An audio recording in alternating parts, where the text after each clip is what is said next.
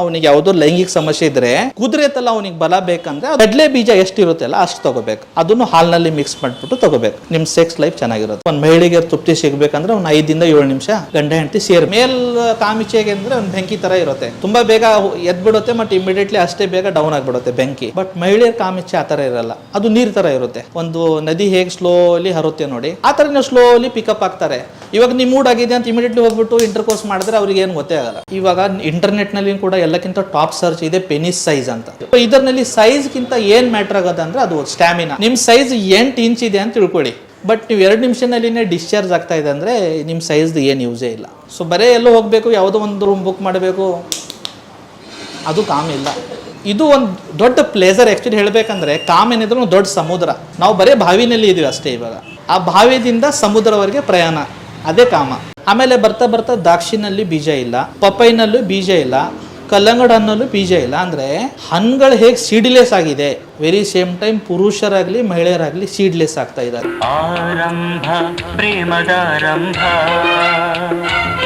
ಹಳ್ಳಿ ಊರಿನಲ್ಲಿನೇ ಸಮಸ್ಯೆ ಇದೆಲ್ಲ ಅಂತಿಲ್ಲ. ಎಷ್ಟೋ ತೋಟನಲ್ಲಿ ಕೆಲಸ ಮಾಡೋರಿಗೆ ಮಕ್ಕಳಿಲ್ಲ.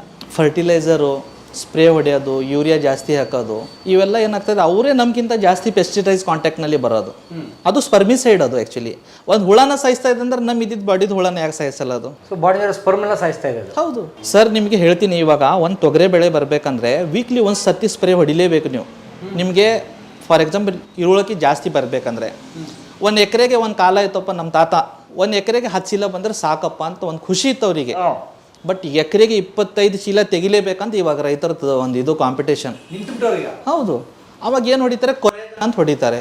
Highest actually FDA, US, UK ಎಲ್ಲ ಕಡೆ ಬ್ಯಾನ್ ಆಗಿದ್ದು ಫರ್ಟಿಲೈಸರ್. ಅದು ಬರೀ ನಮ್ಮ ಇಂಡಿಯಾನಲ್ಲಿ ಮಾತ್ರ ಅದಕ್ಕೆ ಪರ್ಮಿಷನ್ ಇದೆ. ಅದು ನಡೀತಾ ಇದೆ. ಕ್ರಿಮಿನಾಶಕನ ಗೊಬ್ಬರನ, ರಾಸಾಯನಿಕ ಗೊಬ್ಬರ, ಅದು ಕೀಟನಾಶಕ ಸರ್. ಇಷ್ಟೇ ಒಂದು 50 ml ಬಾಟಲ್ ಬರುತ್ತೆ ಅಂತ. ಆ 50 ml ಬಾಟಲು ಎಷ್ಟು ಡೇಂಜರ್ ಅಂದರೆ ಜಸ್ಟ್ ನೀವು ಹಿಂಗೆ ಸ್ಮೆಲ್ ತೊಗೊಂಡ್ರೆ ಒಂದು 2 ನಿಮಿಷ ಹಿಂಗೆ ತಲೆ ಸುತ್ತೋದು. ಅಷ್ಟು ಡೇಂಜರ್ ತೊಗರಿನ ಹೊಡಿತಾರೆ. ನಮಗೆ ಅನಿಸ್ತಾ ಇದ್ದು ಹಿಂಗೆ ನೋಡೋಕೆ ಚೆನ್ನಾಗಿದೆ ಅಲ್ಲ ತೊಗರೆ. ಮತ್ತೊಂದು ಏನು ಹೇಳ್ತೀನಿ, ನಾವು ಈಗ ತರಕಾರಿ ಅಂಗಡಿದಾಗ ಹೋದಾಗ ಯಾವ್ದು ತುಂಬ ಫ್ರೆಶ್ ಕಾಣಿಸ್ತಾ ಇದೆ, ತುಂಬ ಹಸಿ ಕಾಣಿಸ್ತಾ ಇದೆ, ತುಂಬ ಶೈನಿ ಕಾಣಿಸ್ತಾ ಇದೆಯಲ್ಲ, ಅಂಥ ಹಣ್ಣುಗಳು ಅಂಥ ಫ್ರೂಟ್ಸ್ಗಳು ತೊಗೊಳ್ಳೇಬಾರ್ದು. ಬಿಕಾಸ್ ಅಷ್ಟು ಶೈನಿಂಗ್ ನ್ಯಾಚುರಲ್ಲಿಗೆ ಬರಬೇಕಂದ್ರೆ ಅದು ಸ್ಪ್ರೇ ಹೊಡಿಲೇಬೇಕು. ಇವಾಗ ಒಂದು ಕಲ್ಲಂಗಡಿ ಹಣ್ಣು ಅಂತ ತಿಳ್ಕೊಳ್ಳಿ, ವಾಟರ್ ಮಿಲನ್. ಅದಕ್ಕೆ ಏನು ಮಾಡ್ತಾರೆ, ಒಂದು ನ್ಯಾಚುರಲ್ ಸೈಜು ಎಷ್ಟು, 1.5 kg 2 kg, ಇವಾಗ 3.5 kg 4 kg ಬರ್ತಾ ಇದೆ. ಅದು ಅಷ್ಟು ಬರ್ಬೇಕೇನು ಏನು ಮಾಡ್ತಾರೆ ಅಂತ ಒಂದು ಇಂಜೆಕ್ಷನ್ ಇರುತ್ತೆ. ಅದು ಹಾರ್ಮೋನ್ಸ್, ಫಿಮೇಲ್ ಹಾರ್ಮೋನ್. ಅದು ಇಂಜೆಕ್ಷನ್, ಅದು ಈಸ್ಟ್ರೋಜನ್ ಏನು ಮಾಡ್ತಾರೆ, ಅದು ಕಲ್ಲಂಗಡಿ ಹಣ್ಣು ಏನು ಬೇರೆ ಇರುತ್ತೆ, ಎಲ್ಲಿಂದ ಇದು ಹೋಗ್ತಾ ಇದೆ ನೋಡಿ ಕೈಗೆ, ರೂಟ್ಗೆ, ಅಲ್ಲಿ ಕೊಟ್ಬಿಡ್ತಾರೆ 1.5 ml. ಆವಾಗ ಒಂದು 40 ದಿವಸ ಒಳಗಡೆ ಪೂರ್ತಿ 3.5 kg 4 kg ಬರುತ್ತೆ ಅದು. ಬಟ್ ಅದರದ್ದು ಸೈಡ್ ಎಫೆಕ್ಟ್ ಹೇಳ್ತೀನಿ. ಇವಾಗ ಫಾರ್ ಎಕ್ಸಾಂಪಲ್ ನಾವು ಗಂಡಸೂರಾಗಿ ಈಸ್ಟ್ರೋಜನ್ ನಾವು ತಿನ್ಬಿಟ್ರೆ ನಮ್ಮ ಬಾಡಿನಲ್ಲಿ ಟೆಸ್ಟೋಸ್ಟಿರಾನ್ ಕೆಲಸ ಮಾಡೋಕ್ಕೆ ಕೊಡಲ್ಲ. Because oestrogen is A female hormone, it is against testosterone. ಈಗ ನಾನು ತಿಂತಾ ಇದ್ದೀನಿ, ನನಗೆ ಅನ್ಸದೆ ಕಲ್ಲಂಗಡಿ ಹಣ್ಣು ತುಂಬ ಚೆನ್ನಾಗಿತ್ತಪ್ಪ, ನೋಡೋಕ್ಕೂ ಚೆನ್ನಾಗಿದೆ, ಕಲರು ಚೆನ್ನಾಗಿದೆ, ಟೇಸ್ಟು ಚೆನ್ನಾಗಿದೆ, ಬಟ್ ಅಂಶ ಜಾಸ್ತಿ ಬಾಡಿನಲ್ಲಿ ಹೋಗ್ತಾ ಇದೆ. ಅಂದರೆ ಅದು ಒಂದು ಆ್ಯಂಟಾಗೋನಿಸ್ಟ್, ಟೆಸ್ಟೋಸ್ಟಿರಾನ್ಗೆ ಅಪೋಸಿಟ್. ಅದು ಪುರುಷರ ಬಾಡಿನಲ್ಲಿ ಜಾಸ್ತಿ ಆದಮೇಲೆ ನಿಮೂರಿಕೆ ಪ್ರಾಬ್ಲಮ್ ಸ್ಟಾರ್ಟ್ ಆಗುತ್ತೆ. ಈ ಗಂಡಸ್ತನಕ್ಕೆ ಸವಾಲು ಅದು. ಎಸ್, ಅಪೋಸಿಟ್ ಅದು. ಇಂಥವು ತಿಂತಾ ಇದೀವಿ. ಸೊ ಇವಾಗ ಒಂದ್ಸತಿ ನೀವು ಹೋಗ್ತೀರಾ, ಆ್ಯಪಲ್ ತೊಗೊಳ್ತೀರಾ, ತುಂಬ ಶೈನಿಂಗ್ ಇದೆ, ತುಂಬ ಕಲರಂಗಿ ಇರುತ್ತೆ, ಓ ಇದು ತೊಗೋಬೇಕಂತ.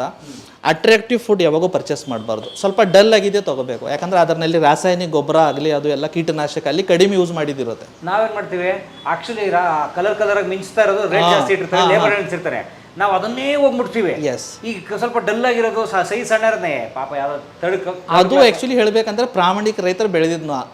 ಸೊ ಆ ಬೆಳೀತಾ ಇರೋನ್ಗೂ ಈ ಲೈಂಗಿಕ ಆರೋಗ್ಯ ಕೆಟ್ಟೋಗ್ತಾ ಇದೆ, ತಿಂತಾರೋನು ಕೆಟ್ಟೋಗ್ತಾ ಇದೆ. ಎಸ್, ಅವನು ಬೆಳಿತಾವನು ಏನು, ಅವನಿಗೂ ಒಂದು ಆಸೆ ಏನಪ್ಪ, ನಂದು ಮಗ ಏನಿದೆ, ನಾವು ಹಳ್ಳಿ ಊರಿನಲ್ಲಿ ಇದ್ದೀವಿ, ನಾವು ಎಲ್ಲೋ ಒಂದು ಹೊರಗಡೆ ಬೇರೆ ಸ್ಕೂಲ್ಗೆ ಕಳಿಸ್ಬೇಕು, ಒಂದು ಕಾನ್ವೆಂಟ್ ಸ್ಕೂಲ್ ಕಳಿಸ್ಬೇಕು, ಒಂದು ರೆಸಿಡೆನ್ಷಿಯಲ್ ಸ್ಕೂಲ್ಸ್ ಕೊಡಬೇಕು, ಅವ್ನು ಫೀಸ್ ಕಟ್ಟಬೇಕಂತ ಏನು ಮಾಡ್ತಾನೆ, ಅವ್ನು ಅತಿ ಪರಿಶ್ರಮ ಮಾಡಿ ಅತಿ ಸ್ಪ್ರೇ ಹೊಡಿತಾನೆ. ನಾವು ತಿನ್ನೋರು ನಮ್ಮ ಹತ್ರ ದುಡ್ಡು ಇದೆಯಲ್ಲ, ನಾವು ಅಫೋರ್ಡ್ ಮಾಡ್ಬೋದು, ನಾವು ಚೆನ್ನಾಗೇ ತಿನ್ನೋಣ ಅಂತ ನಾವು ತಿಂತೀವಿ. ನಮ್ಮದು ಆರೋಗ್ಯ ಹಾಳಾಗ್ತಾ ಇದೆ, ಅವನದು ಆರೋಗ್ಯ ಹಾಳಾಗ್ತಾ ಇದೆ. ಸೊ ಇಬ್ಬರು ವಿಷ ತಿಂದು ಬದುಕ್ತವ್ರೆ. ಇಬ್ಬರು ವಿಷ ತಿಂತಾ ಇದ್ದೀವಿ ಸರ್. ಈಗ ಮೊನ್ನೆ ನಮ್ಮದು ಒಂದು PMದೇ ಒಂದು ಸ್ಮಾಲ್ ಕ್ಲಿಪ್ ವಿಡಿಯೋ ತುಂಬ ವೈರಲ್ ಐತೆ ಎಲ್ಲ ಕಡೆ. ಅವ್ರು ಏನು ಹೇಳ್ತಾರೆ ಅಂದರೆ 1 ವರ್ಷಕ್ಕೆ 1.5 kg ಯೂರಿಯಾ ನಾವು ತಿಂತಾ ಇದೀವಿ ಅಂತ. हमें गांव-गांव किसानों को समझाना होगा कि यूरिया का उपयोग कम करें. 100 kg ಯೂರಿಯಾ ನಾವು ತಿಂತಾ ಇದೀವಿ. ಪ್ರತಿಯೊಂದು ಇಂಡಿಯನ್ನು, ಪ್ರತಿಯೊಬ್ಬರು ಭಾರತೀಯರು 1 ವರ್ಷ ನಾವು ಎಷ್ಟು ಆಹಾರ ತಿಂತೀವಿ ನೋಡಿ, ಅದರಲ್ಲಿ 1.5 kg ಯೂರಿಯಾ ನಾವು ತಿಂತಾ ಇದ್ದೀವಿ. ಸ್ಟಡಿ ಹೇಳುತ್ತೆ ಅದು. ಯೂರಿಯಾ ನಮ್ದು ಆರೋಗ್ಯನೂ ಹಾಳು ಮಾಡ್ತಾ ಇದೆ, ಭೂಮಿದ ಫಲವತ್ತತೆಯನ್ನು ಹಾಳು ಮಾಡ್ತಾ ಇದೆ. ನಂದು ಒಂದು ಸ್ಟಡಿ ಹೇಳ್ತೀನಿ. ಲಾಸ್ಟ್ 4.5 ವರ್ಷ ಒಳಗಡೆ, ಅಂದರೆ post Covid, number of cases young age ಹುಡುಗರೇ ನನ್ನ ಹತ್ರ ಜಾಸ್ತಿ. ಕೊರೋನಾಕ್ಕಿಂತ ಮುಂಚೆ ನನ್ನ ಹತ್ರ ಪೇಷಂಟ್ ಯಂಗ್ ಏಜ್ ಬರ್ತವ್ರು, ಇಲ್ಲಂತಿಲ್ಲ. ಬಟ್ ಸ್ವಲ್ಪ ಶುಗರ್ ಇದ್ದವರು, BP ಇದ್ದವರು, ಏಜ್ ಫ್ಯಾಕ್ಟರ್ ಇದ್ದವರು ಸ್ವಲ್ಪ ಸೆಕ್ಸ್ ಪ್ರಾಬ್ಲಮ್ಗೆ ಬರ್ತಿದ್ರು. ಬಟ್ ಇವಾಗ ಪೋಸ್ಟ್ ಕೋವಿಡ್ ತುಂಬ ಜಾಸ್ತಿ ಯಂಗ್ ಹುಡುಗರು ಬರ್ತಾರೆ. ಅವ್ರು 3 ಮೇನ್ ಕಂಪ್ಲೇಂಟ್ಸ್. ಒಂದು, ಸರ್ ಎರೆಕ್ಷನ್ ಪ್ರಾಪರಾಗಿ ಬರ್ತಾಯಿಲ್ಲ, ಹಾರ್ಡ್ನೆಸ್ ಕರೆಕ್ಟಾಗಿ ಇಲ್ಲ. ಎರಡನೇದು, ಸ್ವಲ್ಪ ಶೀಘ್ರ ಸ್ಖಲನ ಬೇಗ ಆಗ್ತಾಯಿದೆ. Even I cannot hold it for 2 ನಿಮಿಷನೂ ನನಗೆ ಪೆನಿಟ್ರೇಟ್ ಮಾಡೋಕ್ಕಾಗ್ತಾಯಿಲ್ಲ. ಮೂರನೇದೇನೆಂದರೆ ಮಕ್ಕಳಿಗಾಗಿ ಪ್ಲ್ಯಾನ್ ಮಾಡ್ತಾಯಿದ್ವಿ. ಸಂಭವ ಇದೆ ನನ್ನ ಸ್ಪರ್ಮ್ ಕ್ವಾಲಿಟಿ ಸ್ವಲ್ಪ ವೀಕ್ ಇದೆ. ಸೊ ಫಸ್ಟ್ ಹೇಳಿಬಿಡ್ತೀನಿ ನಾನು, ಏನಂದರೆ ನಿಮ್ಮೂರು ದೌರ್ಬಲ್ಯತೆ ಎರೆಕ್ಟೈಲ್ ಡಿಸ್ಫಂಕ್ಷನ್ ಯಾಕೆ ಬರುತ್ತೆ ಅಂತ ಹೇಳ್ತೀನಿ. ಇದು ಮೇನ್ 4 ಕಾಜಸ್ ಇರುತ್ತೆ. ಒಂದು, ಹಾರ್ಮೋನಲ್ ಇಂಬ್ಯಾಲೆನ್ಸು, ಬಾಡಿನಲ್ಲಿ ಟೆಸ್ಟೋಸ್ಟೆರಾನ್ ಹಾರ್ಮೋನ್ಸ್ ಕಡಿಮೆ ಆದರೆ ಆ ಥರ ಬರುತ್ತೆ. ಎರಡನೇದು ಏನಂದರೆ ಸ್ವಲ್ಪ ವೀನಸ್ ಪ್ರಾಬ್ಲಮ್ ಅಂತ ಹೇಳ್ತೀವಿ. ವೇನಸ್ ಅಂದರೆ ಬ್ಲಡ್ ಫೋ ದ ಪ್ಲೇನಿಸ್, ಅದು ಆರ್ಟ್ರಿ ಇರ್ಬೋದು, ವೇನ್ ಇರ್ಬೋದು, ಅದರಲ್ಲಿ ಅದರ ವಾಲ್ಸ್ನಲ್ಲಿ ಏನಾದರೂ ಡಿಸ್ಫಂಕ್ಷನ್ ಇದ್ದರೆ ಆ ಥರ ಪ್ರಾಬ್ಲಮ್ ಬರುತ್ತೆ. ಮೂರನೇದು ಏನಂದರೆ ಸ್ವಲ್ಪ ನರ್ವ್ಸ್, ಏನು ನರಗಳೇನಿರುತ್ತೆ ನೋಡಿ, ಆ ನರನಲ್ಲಿ ಏನು ಮೆಸೇಜ್ ಕ್ಯಾರಿಂಗ್ ಕೆಪಾಸಿಟಿ ಇರುತ್ತೆ, ಅದರಲ್ಲಿ ಏನಾದರೂ ತೊಂದರೆ ಇದ್ದರೆ ನಿಮ್ಮೂರು ದೌರ್ಬಲ್ಯತೆ ಬರುತ್ತೆ. ಮತ್ತು ಸ್ವಲ್ಪ ಇವಾಗ ಸೈಕೋಜೆನಿಕ್ ಅಂದರೆ ಮಾನಸಿಕ ಕೆಲಸದ ಒತ್ತಡ, ಸ್ಟ್ರೆಸ್ಸು, ಟೆನ್ಷನು, ಇವೆಲ್ಲ ಪ್ರಾಬ್ಲಮ್ದಿಂದನೂ ಏನಾಗುತ್ತೆ ನಿಮ್ಮೂರು ದೌರ್ಬಲ್ಯತೆ ತುಂಬ ಜಾಸ್ತಿ ಆಗ್ತಾಯಿದೆ. ಇದಕ್ಕೆ ಸಿಂಪಲ್ ನಾನು ಹೇಳ್ತೀನಿ, ನೀವು ಇನ್ನು 4 ಸ್ಟೆಪ್ಸ್ ಫಾಲೋ ಮಾಡಿ. ಒಂದು, ದಿನ ನಿಮಿತ್ತ 45 ನಿಮಿಷ ವಾಕ್ ಮಾಡಿ. ಸ್ಟಡಿ ಏನು ಹೇಳುತ್ತೆ ಅಂದರೆ, 1 ಪರ್ಸನ್ ವಾರಕ್ಕೆ 4 ದಿನ ಮಾತ್ರ 45 ನಿಮಿಷ ವಾಕ್ ಮಾಡ್ತಾನಲ್ಲ, 60% ಆಫ್ ದ ಟೈಮ್ ಅವನಿಗೆ ಯಾವುದೋ ರೀತಿ ಎರೆಕ್ಟೈಲ್ ಡಿಸ್ಫಂಕ್ಷನ್ ಅಥವಾ ನಿಮ್ಮೂರು ದೌರ್ಬಲ್ಯತೆ ಬರೋದೇ ಇಲ್ಲ. ಸೊ 45 ನಿಮಿಷ ವಾಕ್ ಮಾಡಬೇಕು ವಾರಕ್ಕೆ 4 ದಿನ, 1 ದಿನ ಬಿಟ್ಟು 1 ದಿನ. ಸೊ 7 ದಿನ 4 ದಿನ ಮಾಡೋ ಸಾಕು. 4 ದಿನ ಶಾರ್ಟ್ಕಟ್ಸ್, ಇಡೀ 7 ದಿನ ಮಾಡುವಂತಿಲ್ಲ. ಇಲ್ಲ 4 ಡೇಸ್ ಅಷ್ಟೇ. ಓಕೆ. ಒಂದು. ಎರಡನೇದು ಏನಂದರೆ, ನಿಮ್ಮ ಮೈಂಡ್ನ ಕರೆಕ್ಟಾಗಿ ಇಟ್ಕೊಳ್ಳಿ. ಆದಷ್ಟು ಸ್ಟ್ರೆಸ್ ಅವಾಯ್ಡ್ ಮಾಡಿ, ಆದಷ್ಟು ಅನ್ನೆಸೆಸರಿ ಫೈಟ್ ಅವಾಯ್ಡ್ ಮಾಡಿ, ಆದಷ್ಟು ಬೇರೆಯವರು ಏನು ಪ್ರೋಗ್ರೆಸ್ ಇದೆಯಲ್ಲ ಅದರ ಬಗ್ಗೆ ಈರ್ಷೆ ಮಾಡೋದು, ದ್ವೇಷ ಮಾಡೋದು ಅದು ಅವಾಯ್ಡ್ ಮಾಡಿ. ಆದಷ್ಟು ಏನಿದೆ ಹ್ಯಾಪಿಯಾಗಿ ಇರಿ. ನಿಮ್ಮ ಹ್ಯಾಪಿನೆಸ್ಸೇ ನಿಮಗೆ ಎಷ್ಟೋ ಕಾಯಿಲೆದಿಂದ ಕಾಪಾಡುತ್ತೆ. ಒಬ್ರೊಬ್ರು ನೋಡ್ತೀವಿ ನಾವು, ತುಂಬ ಇರಿಟೇಟ್ ಇರ್ತಾರೆ, ಏನೂ ಇಲ್ಲ, ಜಸ್ಟ್ ಬೆಳಗ್ಗೆ ಎದ್ದ ತಕ್ಷಣ ಬ್ರಷೇ ಮಾಡಿದಾರ ಥರದ್ದು, ಬಟ್ ಫುಲ್ ಇರಿಟೇಟ್ ಇರ್ತಾರೆ. ಅದು ಮೈಂಡ್ ಇರಿಟೇಟ್ ಆಗಿ ಏನಾಗುತ್ತೆ, ಮೈಂಡ್ ಈಸ್ ಏನಂದರೆ ಪೂರ್ತಿ ಇದು ಒಂದು ಕೆಮಿಕಲ್ದು ಆಟ. ಬಾಡಿನಲ್ಲಿ ಹ್ಯಾಪಿ ಕೆಮಿಕಲ್ ಇದ್ದರೆ ಹ್ಯಾಪಿನೆಸ್ ಜಾಸ್ತಿ, ಮತ್ತು ಅದು ಡಿಪ್ರೆಸಿವ್ ಕೆಮಿಕಲ್ಸ್ ಇದ್ದರೆ ಡಿಪ್ರೆಷನ್ ಜಾಸ್ತಿ. ಸೊ ಅದಕ್ಕೆ ಯೋಗ, ಮೆಡಿಟೇಷನ್ ಜೊತೆಗೆ ಸ್ವಲ್ಪ ಬ್ಯಾಲೆನ್ಸ್ ಫುಡ್ನಲ್ಲಿ ಏನಂದರೆ, ನುಗ್ಗೆಕಾಯಿ ರೆಗ್ಯುಲರಾಗಿ ತೊಗೊಳ್ಳಿ ಸೆಕ್ಸ್ ಚೆನ್ನಾಗಿ ಇಟ್ಕೋಬೇಕಂದ್ರೆ, ಪಾಲಕ್ ಸೊಪ್ಪು ಚೆನ್ನಾಗಿ ತೊಗೊಳ್ಳಿ ಸೆಕ್ಸ್ ಇಟ್ಕೋಬೇಕಂದ್ರೆ, ವೆರಿ ಸೇಮ್ ಟೈಮ್ ರಾತ್ರಿ ಮಲಗಬೇಕಂದ್ರೆ ಒಂದು 4 ಬಾದಾಮಿ, 2 ಅಂಜೂರ ನೆಂದಿಡಿ, ಬೆಳಗ್ಗೆ ಎದ್ದ ತಕ್ಷಣ ಬ್ರಷ್ ಮಾಡಿಬಿಟ್ಟು ತಿನ್ನಿ. ಅದರಿಂದ ಏನಾಗುತ್ತೆ, ನಿಮ್ಮ ಸೆಕ್ಸ್ ಪವರ್ ತುಂಬ ಚೆನ್ನಾಗಾಗುತ್ತೆ. ವೆರಿ ಸೇಮ್ ಟೈಮ್ ನಾನು ಪ್ರತಿಯೊಂದು ವೀಡಿಯೋನಲ್ಲಿ ಏನು ಹೇಳ್ತೀನಿ ಏನಂದರೆ, ನಾಟಿ ಹಸು ತುಪ್ಪ, ನಾವು ತುಪ್ಪನ ಮರೆತು ಹೋಗಿದ್ದೀವಿ, ತುಪ್ಪದಿಂದ ವೇಟ್ ಗೇನ್ ಆಗುತ್ತೆ ಅಂತ. But to be very frank, ನಾಟಿ ಹಸು ತುಪ್ಪ ಅಥವಾ ನಮ್ಮ ದೇಸಿ ಹಸುಗಳೇನು ತುಪ್ಪ ಇರುತ್ತೆ ನೋಡಿ, ಅದರಲ್ಲಿ ಫ್ಯಾಟ್ ಕಂಟೆಂಟ್ ತುಂಬ ಕಡಿಮೆ ಇರುತ್ತೆ. ಬಟ್ ಓವರಾಲ್ ಬಾಡಿ ಫಿಸಿಕಲ್ ಫಂಕ್ಷನ್ಗೆ, ಬಾಡಿದ ಮೆಂಟಲ್ ಫಂಕ್ಷನ್ಗೆ ತುಪ್ಪ ಈಸ್ ವೆರಿ ಇಂಪಾರ್ಟೆಂಟ್. ಇಷ್ಟು ಫಾಲೋ ಮಾಡಿ ಸರ್, ಸೆಕ್ಸ್ನಲ್ಲಿ ಯಾವುದೋ ಸಮಸ್ಯೆ ಆಗಲ್ಲ. ನೀವು ಅಂದ್ರೆ ಗೊತ್ತು, ಒತ್ತಡ ಮಾಡ್ಕೋಬೇಡಿ ಅಂತ. ಈ ಜೀವನ ಹೆಂಗಿದೆಯಲ್ಲ, ಒತ್ತಡ ಜೀವನ ಓಡಬೇಕು, ಕೆಲಸ ಮಾಡಬೇಕು, ಅದು ಹೆಂಗೆ ಮೇಂಟೈನ್ ಮಾಡೋದು? ಕೆಲಸದ ಒತ್ತಡ ಎಲ್ಲರಿಗೂ ಇದೆ. ಇವಾಗ ನನ್ನ ಮಗಳು, ಆಕೆಗೆ 4 ವರ್ಷ. ಇವಾಗ ನಾನು ಮಾರ್ನಿಂಗ್ ಸ್ಕೂಲ್ ಡ್ರಾಪ್ ಮಾಡಿ ಬಂದೆ. ಹೋಗುವಾಗ ನಮಗೆ ಒಂದು 5 ನಿಮಿಷ ಲೇಟ್ ಆಯಿತು. ಸೊ ಆಕಿದು ಮನೆಯಿಂದ ಸ್ಕೂಲ್ವರೆಗೆ ಹೋಗೋರಿಗೆ 4 ಸತಿ ನನಗೆ ಹೇಳಿದ್ರು, ಮೇಡಮ್ಗೆ ಹೇಳು ಸ್ವಲ್ಪ ನನ್ನ ಕಡೆಯಿಂದ ಲೇಟ್ ಆಗಿದೆ ಅಂತ. ಅಂದರೆ ಅವ್ರಿಗೆ ಭಯ ಏನಂದ್ರೆ, ಟೀಚರ್ ಬೈತಾರೆ ಯಾಕೆ ಲೇಟ್ ಬಂದಿದೆ, ಪ್ರೇಯರ್ ಮಿಸ್ ಆಯ್ತು ಅಂತ. ಆ ಮಗುಗೂ ಒತ್ತಡ ಇದೆ. 85 ವರ್ಷದ ತಾತಗೂ ಏನು ಒತ್ತಡ ಅಂದರೆ, ನಾನು ಇಷ್ಟೆಲ್ಲ ಸಂಪಾದನೆ ಮಾಡಿದ್ದೀನಿ, ಒಂದು ಮಗ US ನಲ್ಲಿ ಇರ್ತಾನೆ, ಒಂದು ಮಗ ಜರ್ಮನಲ್ಲಿ ಇರ್ತಾನೆ, ನನಗೆ ಇವಾಗ ಈಗ ಹೆಲ್ತ್ ಅಪ್ಸೆಟ್ ಆಗಿದೆ, ನನಗೆ ನೋಡೋರು ಯಾರಿಲ್ಲ, ಇಷ್ಟೆಲ್ಲ ಸಂಪತ್ತು ಯಾರಿಗೆ ಕೊಡಲಿ ಅಂತ. ಕರೆಕ್ಟ್. ಅದನ್ನು ಒತ್ತಡ. 1000 ಕೋಟಿ ದುಡ್ಡು ಮಾಡಿದ್ದೀನಿ, ಯಾರಿಗೆ ಕೊಡಲಿ. ಸೊ ಆ ಒತ್ತಡನ ನೀವು ಕೋಪ್ ಅಪ್ ಮಾಡಬೇಕಂದ್ರೆ, ಫಸ್ಟು ಯೋಗ, ಮೆಡಿಟೇಷನ್ನು ಮತ್ತು ಸಾತ್ವಿಕ್ ಬ್ಯಾಲೆನ್ಸ್ ಡೈಟ್. ನಾವು ಏನು ತಿಂತೀವಿ ಅದರ ಮೇಲೇನು ನಮ್ಮ ಮೈಂಡ್ ಬಿಹೇವ್ ಮಾಡೋದು. ಎಷ್ಟೈತೆ ಅಷ್ಟು ಸ್ವಲ್ಪ ಸುಪಾಚ ಅಂದರೆ ಫ್ರೆಶ್ ಪ್ರಿಪೇರ್ ಆಗ್ಯೋದು, ಅದರಲ್ಲಿ ಖಾರ, ಮಸಾಲೆ, ಜಂಕ್ ಫುಡ್ ಇವೆಲ್ಲ ಕಡಿಮೆ ಇದ್ದಿದ್ದು ಊಟ ಮಾಡಬೇಕು. ಅವಾಗ ಮೈಂಡ್ ಅಷ್ಟೇ ರಿಲ್ಯಾಕ್ಸ್ ಇರುತ್ತೆ. ಆಮೇಲೆ ಮತ್ತೊಂದು ಏನಂದರೆ, ಇವತ್ತು ನಾಳೆ ನನ್ನ ಹತ್ರ 2 ಕಾರ್ ಇದೆ ಅಂತ ನನಗೆ ಖುಷಿ ಇಲ್ಲ. ನನ್ನ ಅಣ್ಣನ ಹತ್ರ 4 ಕಾರ್ ಇದೆ ಅಂತ ಅದ್ರ ದುಃಖ ನನಗೆ. ನಂದು ಸುಖ ನಂದು ಹ್ಯಾಪಿನೆಸ್ ಮೇಲೆ ಡಿಪೆಂಡ್ ಇಲ್ಲ, ನಂದು ದುಃಖ ಬೇರೆಯವ್ರ ಹ್ಯಾಪಿನೆಸ್ ಮೇಲೆ ಡಿಪೆಂಡ್ ಇದೆ. ಕಾಂಪಿಟೇಷನ್ ಈಗ. ಸೊ ಇನ್ನೊಬ್ಬ ಸುಖವಾಗಿದೆ, ನನಗೆ ದುಃಖ ಅದು. ನನ್ನ ಹತ್ರ ಇರೋದ್ರ ಬಗ್ಗೆ ನಂಗೆ ಸುಖ ಇಲ್ಲ. ನನ್ನ ಹತ್ರ ಮಾರುತಿದು ವೆಹಿಕಲ್ ಇದೆ, ಅವನ ಹತ್ರ BMW ಇದೆ. ನನ್ನ ಮಾರುತಿನಲ್ಲಿ ನಾನು ಎಂಜಾಯ್ ಮಾಡ್ಬೋದು, ಯಾಕಂದರೆ ಕಾರ್ ಎದಕ್ಕೆ ನಾನು ಒಂದು ಡಿಸ್ಟೆನ್ಸಿಂದ ಬೇರೆ ಡಿಸ್ಟೆನ್ಸ್ಗೆ ಹೋಗೋದು ಅಷ್ಟೇ. ಬಟ್ ನನ್ನ ಹ್ಯಾಪಿನೆಸ್ ಅದು ಇಲ್ಲ, ಅವನ ಹತ್ರ BMW ಬಂತಲ್ಲ ಅಂತ, ಅದು ದುಃಖ. ಆಯುರ್ವೇದನಲ್ಲಿ ಏನು ಹೇಳ್ತಾರೆ, ಧಾರಣೀಯ ಮತ್ತು ಅಧಾರಣೀಯ ವೇಗ ಅಂತ. ಧಾರಣೀಯ ಅಂದರೆ ಎದುರನ್ನ ಧಾರಣೆ ಮಾಡಬೇಕು. ಅದರಲ್ಲಿ ಏನು ಅಂದರೆ ಕಾಮನ ಧಾರಣ ಮಾಡಬೇಕು. ಕಾಮ ಅಂದರೆ ನಮ್ಮ ಲೈಂಗಿಕ ಏನು ಇಚ್ಛೆ ಇದೆಯಲ್ಲ ಅದನ್ನು ಕಂಟ್ರೋಲ್ ಮಾಡ್ಕೋಬೇಕು. ನಮ್ಮ ಕ್ರೋಧನ ನಾವು ಧಾರಣೆ ಮಾಡಬೇಕು ಅಂದರೆ ಅದನ್ನು ಕಂಟ್ರೋಲ್ನಲ್ಲಿ ಇಟ್ಕೋಬೇಕು. ನಮ್ಮ ದ್ವೇಷನ ಕಂಟ್ರೋಲ್ನಲ್ಲಿ ಇಟ್ಕೋಬೇಕು. ನಮ್ಮ ಈರ್ಷ್ಯನ ಕಂಟ್ರೋಲ್ನಲ್ಲಿ ಇಟ್ಕೋಬೇಕು. ಎದ್ದಕ್ಕೆ ಕಂಟ್ರೋಲ್ ಮಾಡಬಾರ್ದು. ಅಧಾರಣೀಯ ಅಂದರೆ ನಮಗೆ ಇವಾಗ ಫಾರ್ ಎಕ್ಸಾಂಪಲ್ ರೀಸಿಸ್ ಬಂದಿದೆ, ಹೋಲ್ಡ್ ಮಾಡಬಾರ್ದು, ಹೋಗ್ಬೇಕು ಇಮಿಡಿಯೇಟ್ಲಿ. ಫಾರ್ ಎಕ್ಸಾಂಪಲ್ ನನಗೆ ಈಗ ಆಕ್ಷಿ ಬರ್ತಾ ಇದೆ, ನಾನು ಹೋಲ್ಡ್ ಮಾಡಬಾರ್ದು, ಧಾರಣ ಮಾಡಬಾರ್ದು, ಬಿಡಬೇಕು. ಇವಾಗ ಫಾರ್ ಎಕ್ಸಾಂಪಲ್ ನನಗೆ ಅಳುವು ಬರ್ತಾ ಇದೆ ಯಾವುದೋ ಒಂದು ಕಾರಣದಿಂದ, ಅದಕ್ಕೆ ಕಂಟ್ರೋಲ್ ಮಾಡಬಾರ್ದು, ಅಳಬೇಕು. ಸೊ ಇದು ಧಾರಣೆ ಎದಕ್ಕೆ ಮಾಡಬೇಕಂದ್ರೆ ಕಾಮ, ಕ್ರೋಧ, ಈರ್ಷ್ಯ, ದ್ವೇಷ, ಮತ್ಸರ ಎಲ್ಲ ಧಾರಣೆ ಮಾಡಬೇಕು. ಅಧಾರಣೆಯಲ್ಲಿ ನನಗೆ ರೀಸಿಸ್ ಬಂದಿದೆ, ನನಗೆ ಟಾಯ್ಲೆಟ್ ಹೋಗಬೇಕು, ನನಗೆ ಆಕ್ಷಿ ಬರ್ತಾ ಇದೆ, ನನಗೆ ಕೆಮ್ಮು ಬರ್ತಾ ಇದೆ, ನನಗೆ ಅಳು ಬರ್ತಾ ಇದೆ, ಅದು ಎಲ್ಲ ಕರೆಕ್ಟಾಗಿ ಟೈಮ್ ಟು ಟೈಮ್ ಮಾಡಬೇಕು. ಸೊ ಇವಾಗ ನನ್ನ ಹ್ಯಾಪಿನೆಸ್ಸು ಬೇರೆಯವರು ಪ್ರೋಗ್ರೆಸ್ ಮೇಲೆ ಡಿಪೆಂಡ್ ಇದೆ. ಆದಷ್ಟು ಅದು ಅವಾಯ್ಡ್ ಮಾಡಿ. ನಾವು ನಮ್ಮ ಕೆಲಸ, ನನ್ನ ಮಕ್ಕಳು, ನನ್ನ ಫ್ಯಾಮಿಲಿ, ನನ್ನ ತಂದೆ ತಾಯಿ ಅಂತ ನೋಡ್ಕೊಂಡು ಹೋದರೆ ಎಲ್ಲರೂ ಸುಖವಿತ್ತು ಸರ್. ಇವಾಗ ನನಗೆ ದುಃಖ ಯಾಕೆ ಬರ್ತಾ ಇದೆ ಅಂದರೆ, ನಾನು 30-40 ಸೈಟ್ ಮಾಡ್ಕೊಂಡು ಮನೆ ಮಾಡಿದ್ದೀನಿ, ಎದುರ್ದವನು ಡಬಲ್ ಸೈಟ್ನಲ್ಲಿ ಮನೆ ಕಟ್ಟಿದ್ದಾನೆ, ನಂದು ಆ ಥರನೇ ಮನೆ ಆಗಬೇಕು, ಅದಕ್ಕೆ ನನಗೆ ದುಃಖ. ಸರ್ ಒಂದು ಹೆಲ್ದಿ ಫ್ಯಾಮಿಲಿ ಬದುಕಬೇಕಂದ್ರೆ ಇನ್ನೂ 25,000 ಸಾಕು ಸರ್, ಆರಾಮಾಗಿ ಮಂತ್ಲಿ ಬದುಕ್ಬೋದು. ಈಗ ಎಲ್ಲಕ್ಕಿಂತ ಜಾಸ್ತಿ ಪೇಷಂಟ್ ಅವ್ರ ಅರ್ನಿಂಗ್ ಮಂತ್ಲಿ 10 ಲಕ್ಷ ಇದೆ. ಎಲ್ಲಕ್ಕಿಂತ ಜಾಸ್ತಿ ಪೇಷಂಟ್ ಅದೇ ಮನೆಯಲ್ಲಿ ಇರ್ತೀನಿ. ನೀವು ನೋಡಿ, ರೋಗಿಗಳು ಜಾಸ್ತಿ, ಮನೇಲಿ ದುಡ್ಡು ಜಾಸ್ತಿ, ರೋಗ ಜಾಸ್ತಿ. ಈಗ ನಮ್ಮ ಹತ್ರ ಇಲ್ಲಿ ಕರ್ಕೊಂಡು ಬರ್ತಾರೆ, ದೊಡ್ಡ BMW ಬರ್ತಾರೆ, ಮರ್ಸಿಡೀಸ್ನಲ್ಲಿ ನನ್ನ ಹತ್ರ ಬರ್ತಾರೆ, ಡ್ರೈವರ್ ಕರ್ಕೊಂಡು ಬರ್ತಾನೆ. ಅವ್ರು ಹೇಳಬೇಕಂದ್ರೆ ವಿತೌಟ್ ಸ್ಟ್ರೆಚರ್ ವಾಕ್ ಮಾಡೋಕ್ಕೂ ಆಗಲ್ಲ. ಬಟ್ ಏನಂದರೆ ಅವ್ರಿಗೆ ಈ ಕಾಮ್ ಶಕ್ತಿ ಇವಾಗ ವಯಸ್ಸಾದ್ಮೇಲೆ ಏನಾಗುತ್ತೆ, ಯಂಗೇಜ್ನಲ್ಲಿ ಮತ್ತೊಂದು ಏನು ತುಂಬ ಕಪಲ್ಸ್ ಏನು ಮಿಸ್ ಮಾಡ್ತಾರಂದರೆ, ಫಸ್ಟು ಮಕ್ಕಳಾಗೋರಿಗೆ ಒಳ್ಳೆ ಸೆಕ್ಸ್ ಮಾಡ್ತಾರೆ. ಯಾವಾಗ ಸ್ವಲ್ಪ ಮಕ್ಕಳು ದೊಡ್ಡವರಾಗ್ತಾರೆ, ಅವ್ರ ಎದುರು ಸ್ವಲ್ಪ ಮುಜುಗರ ಅವರಿಗೆ ಸೇರಬೇಕಂದ್ರೆ.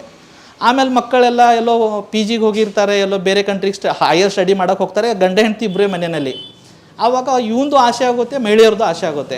ಬಟ್ ಬಾಡಿ ಅವಾಗ ಸಪೋರ್ಟ್ ಮಾಡಲ್ಲ. ಆವಾಗ ನಮ್ಮ ಹತ್ರ ಬರ್ತಾರೆ, ಸರಿ ಏನಾದರೂ ಕೊಡಿ ಅಂತ. ಏನು ಕೊಡ್ತೀರಾ? ಅವಾಗ ಅದೇ ವೃಕ್ಷ ಚಿಕಿತ್ಸೆ, ಆಯುರ್ವೇದನಲ್ಲಿ ಏನು ಹೇಳಿದಂತೆ ವಾಜೀಕರಣ ಚಿಕಿತ್ಸೆ ಅಂತ. ವಾಜಿ ಅಂದರೆ ಕುದುರೆನ ಹೇಳ್ತಾರೆ ಸಂಸ್ಕೃತನಲ್ಲಿ. ಚಿಕಿತ್ಸೆ ಏನಂದರೆ ವಾಜಿವತ್ ಬಲ ಪ್ರಾಪ್ತ ಕೊರುತ್ತೆ. ಅಂದರೆ ಯಾವ ಪರ್ಸನ್ನು ಅವನಿಗೆ ಯಾವುದೋ ಲೈಂಗಿಕ ಸಮಸ್ಯೆ ಇದ್ದರೆ ಕುದುರೆ ತಲ್ಲ ಅವನಿಗೆ ಬಲ ಬೇಕಂದರೆ ಅದು ಔಷಧಿ ತೊಗೋಬೇಕು. ಅದರಲ್ಲಿ ಏನೇನು ಹೇಳಿದ್ರೆ ಆಯುರ್ವೇದನಲ್ಲಿ ಬೇಸಿಕ್ ಹೇಳ್ತೀನಿ, ಯಾರು ಬೇಕಾದ್ರೂ ತೊಗೋಬೋದು. ಇದು ಏನು ಸೈಡ್ ಎಫೆಕ್ಟ್ ಆಗೋ ಕಾಯಿಲೆ ಇಲ್ಲ. ನನಗೆ ಸೆಕ್ಸ್ನಲ್ಲಿ ಯಾವುದೂ ಸಮಸ್ಯೆ ಇಲ್ಲ, ಬಟ್ ನಾನು ಸೆಕ್ಸ್ನ ಚೆನ್ನಾಗಿ ಇಟ್ಕೋಬೇಕಂದ್ರೆ ದಿನನಿಮಿತ್ತ 1 ಗ್ಲಾಸ್ ಹಾಲಿನಲ್ಲಿ 1 ಚಮಚ ಅಶ್ವಗಂಧ ಹಾಕಿ ತೊಗೊಳ್ಳಿ. ಅಶ್ವಗಂಧ ಏನು ಬೆನಿಫಿಟ್ ಅಂದರೆ ಮೈಂಡ್ ರಿಲ್ಯಾಕ್ಸ್ ಮಾಡುತ್ತೆ, ಟೆಸ್ಟೋಸ್ಟೆರಾನ್ ಹಾರ್ಮೋನ್ನ ಜಾಸ್ತಿ ಮಾಡುತ್ತೆ, ಮಸಲ್ ಸ್ಟ್ರೆಂತ್ನ ಜಾಸ್ತಿ ಮಾಡುತ್ತೆ. ಸೆಕ್ಸ್ ಇಸ್ ನಥಿಂಗ್ ಬಟ್ ಒಂದು ಮಸಲ್. ನಿಮ್ಮ ಬಾಡಿನಲ್ಲಿ ಮಸಲ್ನಲ್ಲಿ ಎಷ್ಟು ಪವರ್ ಇದೆ, ನಿಮ್ಮ ಮೈಂಡ್ ಎಷ್ಟು ರಿಲ್ಯಾಕ್ಸ್ ಇದೆ, ಅಷ್ಟೇ ನಿಮ್ಮ ಸೆಕ್ಸ್ ಚೆನ್ನಾಗಿರುತ್ತೆ. ಸೊ ಮಸಲ್ನ ತಾಕತ್ತು, ಮೈಂಡ್ನ ರಿಲ್ಯಾಕ್ಸು, ಇವೆರಡರ ಕಾಂಬಿನೇಷನು ಬೆಸ್ಟ್ ಸೆಕ್ಸು. ಅದಕ್ಕೆ ಅಶ್ವಗಂಧ ದಿನ ರಾತ್ರಿ ಮಲಗಬೇಕಂದ್ರೆ 1 ಗ್ಲಾಸ್ ಶುಗರ್ ಬೇಸ್ ಹಾಲಿನಲ್ಲಿ 1 ಚಮಚ ಮಿಕ್ಸ್ ಮಾಡಿಬಿಟ್ಟು ತೊಗೊಳ್ಳಿ. ಯಾರಿಗೆ ಶುಗರ್ ಇಲ್ಲ ಅವ್ರು ಏನಾದರೂ ಸ್ವೀಟ್ನರ್ ಆ್ಯಡ್ ಮಾಡಬೇಕಂದ್ರೆ ಸ್ವಲ್ಪ ಬೆಲ್ಲ ಹಾಕ್ಬೋದು, ಅಥವಾ ಸ್ವಲ್ಪ ಕಲ್ಲು ಸಕ್ಕರೆ ಪುಡಿ ಮಾಡಿ ಹಾಕ್ಬೋದು. ಬಟ್ ಶುಗರ್ ಇದ್ದವರು ಶುಗರ್ನ ಅವಾಯ್ಡ್ ಮಾಡಬೇಕು. ಇಷ್ಟೇ ಸರ್ ಅಶ್ವಗಂಧ. ಎರಡನೇದು ಸ್ವಲ್ಪ ಯಾರಿಗೂ ಹೆಚ್ಚಿಗೆ ಗೊತ್ತಿದೆ, ಸ್ವಲ್ಪ ಶೀಲಾಜಿತ್ ಕೂಡ ತೊಗೋಬೋದು. ಅದು ಯಾರು ಬೇಕಾದ್ರೂ ತೊಗೋಬೋದು. ಅದನ್ನು ತುಂಬ ಬೆಸ್ಟ್ ಅಫ್ರೋಡಿಯಾಸಿಕ್ ಹೇಳ್ತಾರೆ. ಅದು ಹೇಗಂದರೆ ಅದ್ರ ಕ್ವಾಂಟಿಟಿ ಹೇಳ್ತೀನಿ, ಕಡಲೆ ಬೀಜ ಎಷ್ಟಿರುತ್ತಲ್ಲ ಅಷ್ಟು ತೊಗೋಬೇಕು. ಅದನ್ನು ಹಾಲಿನಲ್ಲಿ ಮಿಕ್ಸ್ ಮಾಡಿಬಿಟ್ಟು ತೊಗೋಬೇಕು. ಇದರದಿಂದನೂ ಏನಾಗುತ್ತೆ, ನಿಮ್ಮ ಮಸಲ್ ಸ್ಟ್ರೆಂತ್ ಚೆನ್ನಾಗಿರುತ್ತೆ, ನಿಮ್ಮ ಸೆಕ್ಸ್ ಲೈಫ್ ಚೆನ್ನಾಗಿರುತ್ತೆ. ಓಕೆ, ಇಷ್ಟೇ ಬೇಸಿಕ್ ಸರ್. ತಗೊಂಡ್ರೆ ಸೈಡ್ ಎಫೆಕ್ಟ್ ಆಗಲ್ಲ, ಏನು ಸೈಡ್ ಎಫೆಕ್ಟ್ ಇಲ್ಲ, ಯಾರು ಬೇಕಾದ್ರೂ ತಗೊಂಡ್ರೆ. ಕಿಡ್ನಿ ಹೊಂಟೋಯ್ತು, ಇಲ್ಲ ಸೆಕ್ಸ್ ಪವರ್ ಜಾಸ್ತಿ ಆಯಿತು, ಕಿಡ್ನಿ ಹೋಗ್ಬಿಡ್ತು ಅಂತ ಇಲ್ಲ. ನೋಡಿ, ನಿಮಗೆ ಇವಾಗ ನಾವು ಹೇಗೆ ಮೆಂತ್ಯ ಸೊಪ್ಪು ತಿಂತಾ ಇದ್ದೀವಿ, ಹೇಗೆ ಪಾಲಕ್ ಸೊಪ್ಪು ತಿಂತೀವಿ, ಅಶ್ವಗಂಧನೂ ಒಂದು ಗಿಡದ ಬೇರೆ, ಅದನ್ನು ಒಂದು ಸೊಪ್ಪೆ. ಸೊಪ್ಪು ಅದು ಅಷ್ಟೇ. ಪಾಲಕ್ ಸೊಪ್ಪು ಅಷ್ಟೇ ಗಿಡ ಬೆಳೆಯುತ್ತೆ, ಅದ್ರ ಬೇರೆ ತೆಗೆದು ಕೊಡ್ತಾರೆ ಅಷ್ಟೇ ನಿಮಗೆ. ಸೊ ಅದು ಬೇರು, ಎಲೆ ಅಲ್ಲ. ಇಲ್ಲ, ಬೇರೆ ತಗೋಬೇಕು. ಬೇರೆ ಇಲ್ಲ ಅಶ್ವಗಂಧ ಅವ್ರ ಮನೆ ಹಿತ್ತಲಲ್ಲಿ ಹಾಕೋಬಹುದು. ಆರಾಮಾಗಿ ಹಾಕ್ಬೋದು. ಇವಾಗ ಎಷ್ಟೋ ಜನ ರೈತರು ಫಾರ್ಮಿಂಗ್ ಮಾಡ್ತಾರೆ, ಅಶ್ವಗಂಧಾಗಿ ಪರ್ಚೇಸ್ ಮಾಡ್ತಾರೆ ಅವ್ರ ಹತ್ರ, ರೈತರಿಂದ. ಸೊ ನಾವೇ ಎಲ್ಲರೂ ಜಾಗ ಇದ್ರೆ ಒಂದು ಅಶ್ವಗಂಧ ಬೆಳ್ಕೊಂಡ್ಬಿಡ್ಬೋದು.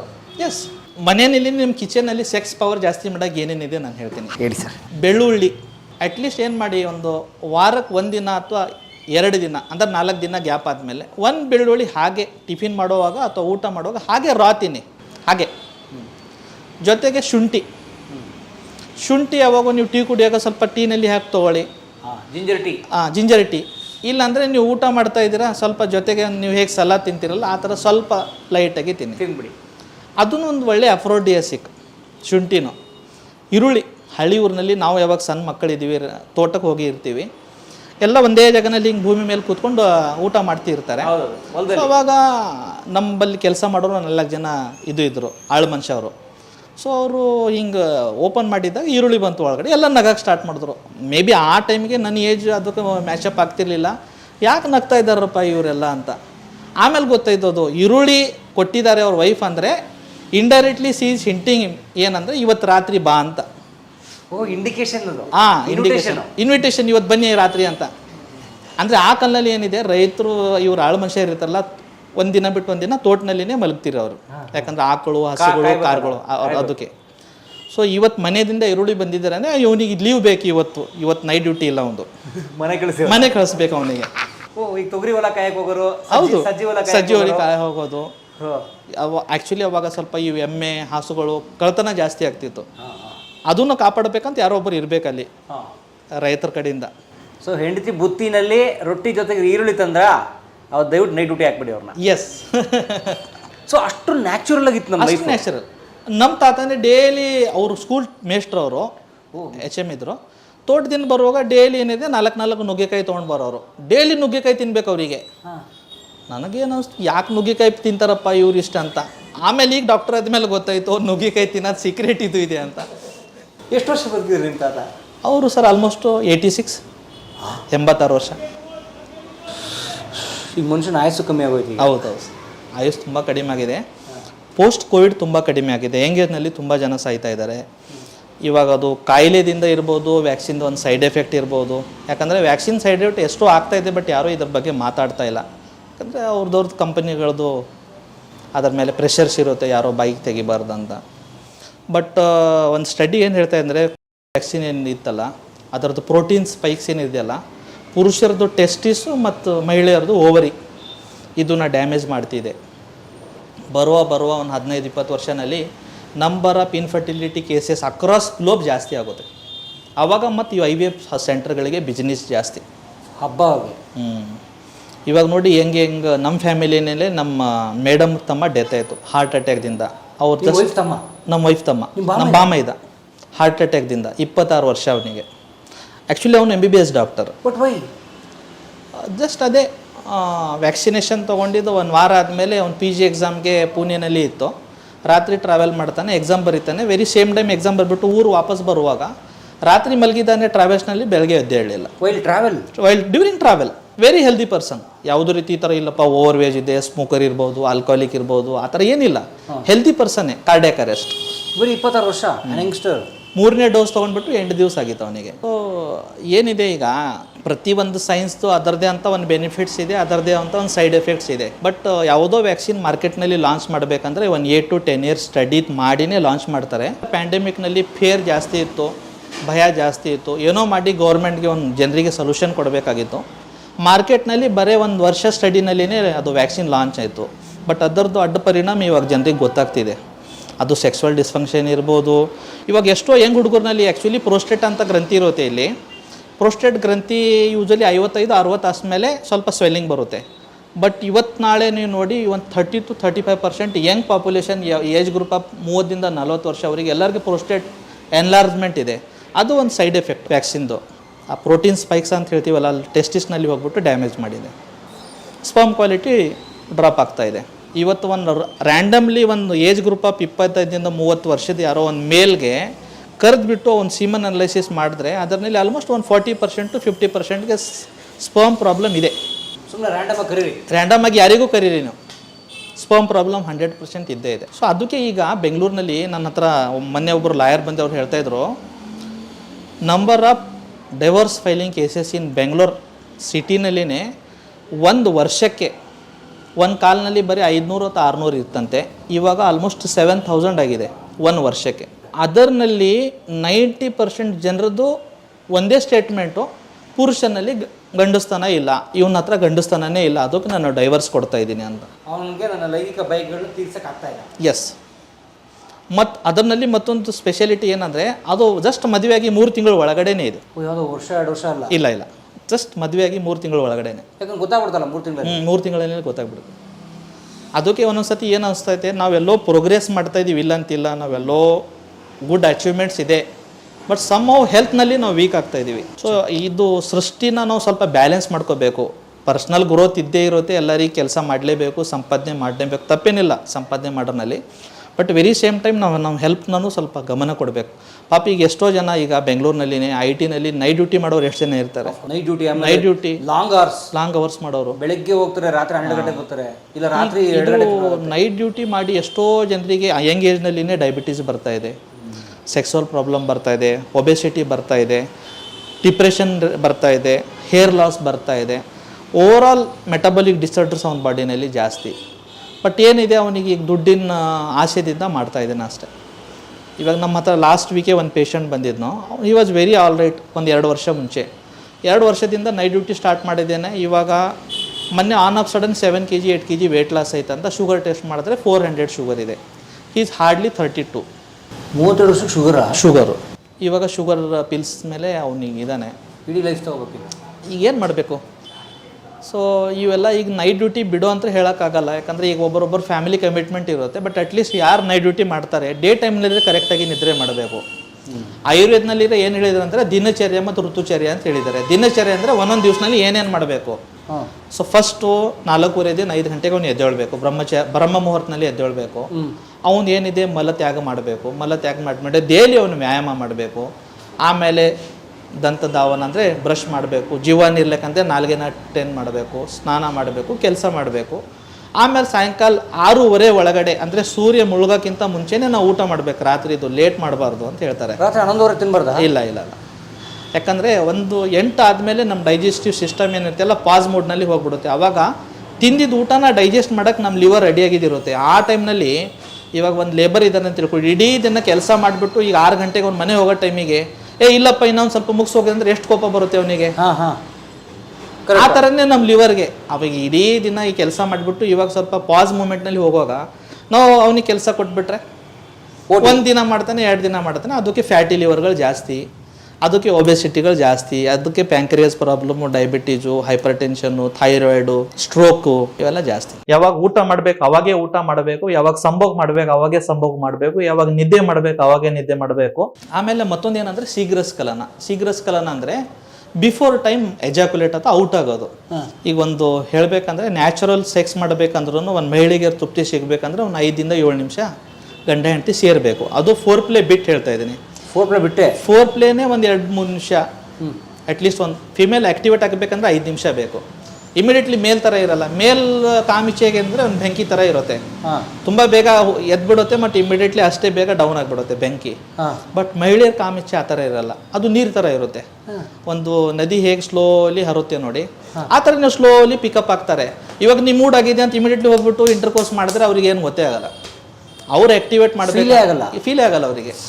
ಅವ್ರು ಆ್ಯಕ್ಟಿವೇಟ್ ಆಗಬೇಕು, ಅವರು ಆರ್ಗ್ಯಾಸಮ್ ರೀಚ್ ಆಗಬೇಕಂದ್ರೆ ಒಂದು 5 ನಿಮಿಷನೋ 7 ನಿಮಿಷನೋ ಫಸ್ಟ್ 4 ಪ್ಲೇ ಮಾಡಿಬಿಟ್ಟು ಅವ್ರಿಗೆ ಆ್ಯಕ್ಟಿವೇಟ್ ಮಾಡಬೇಕು.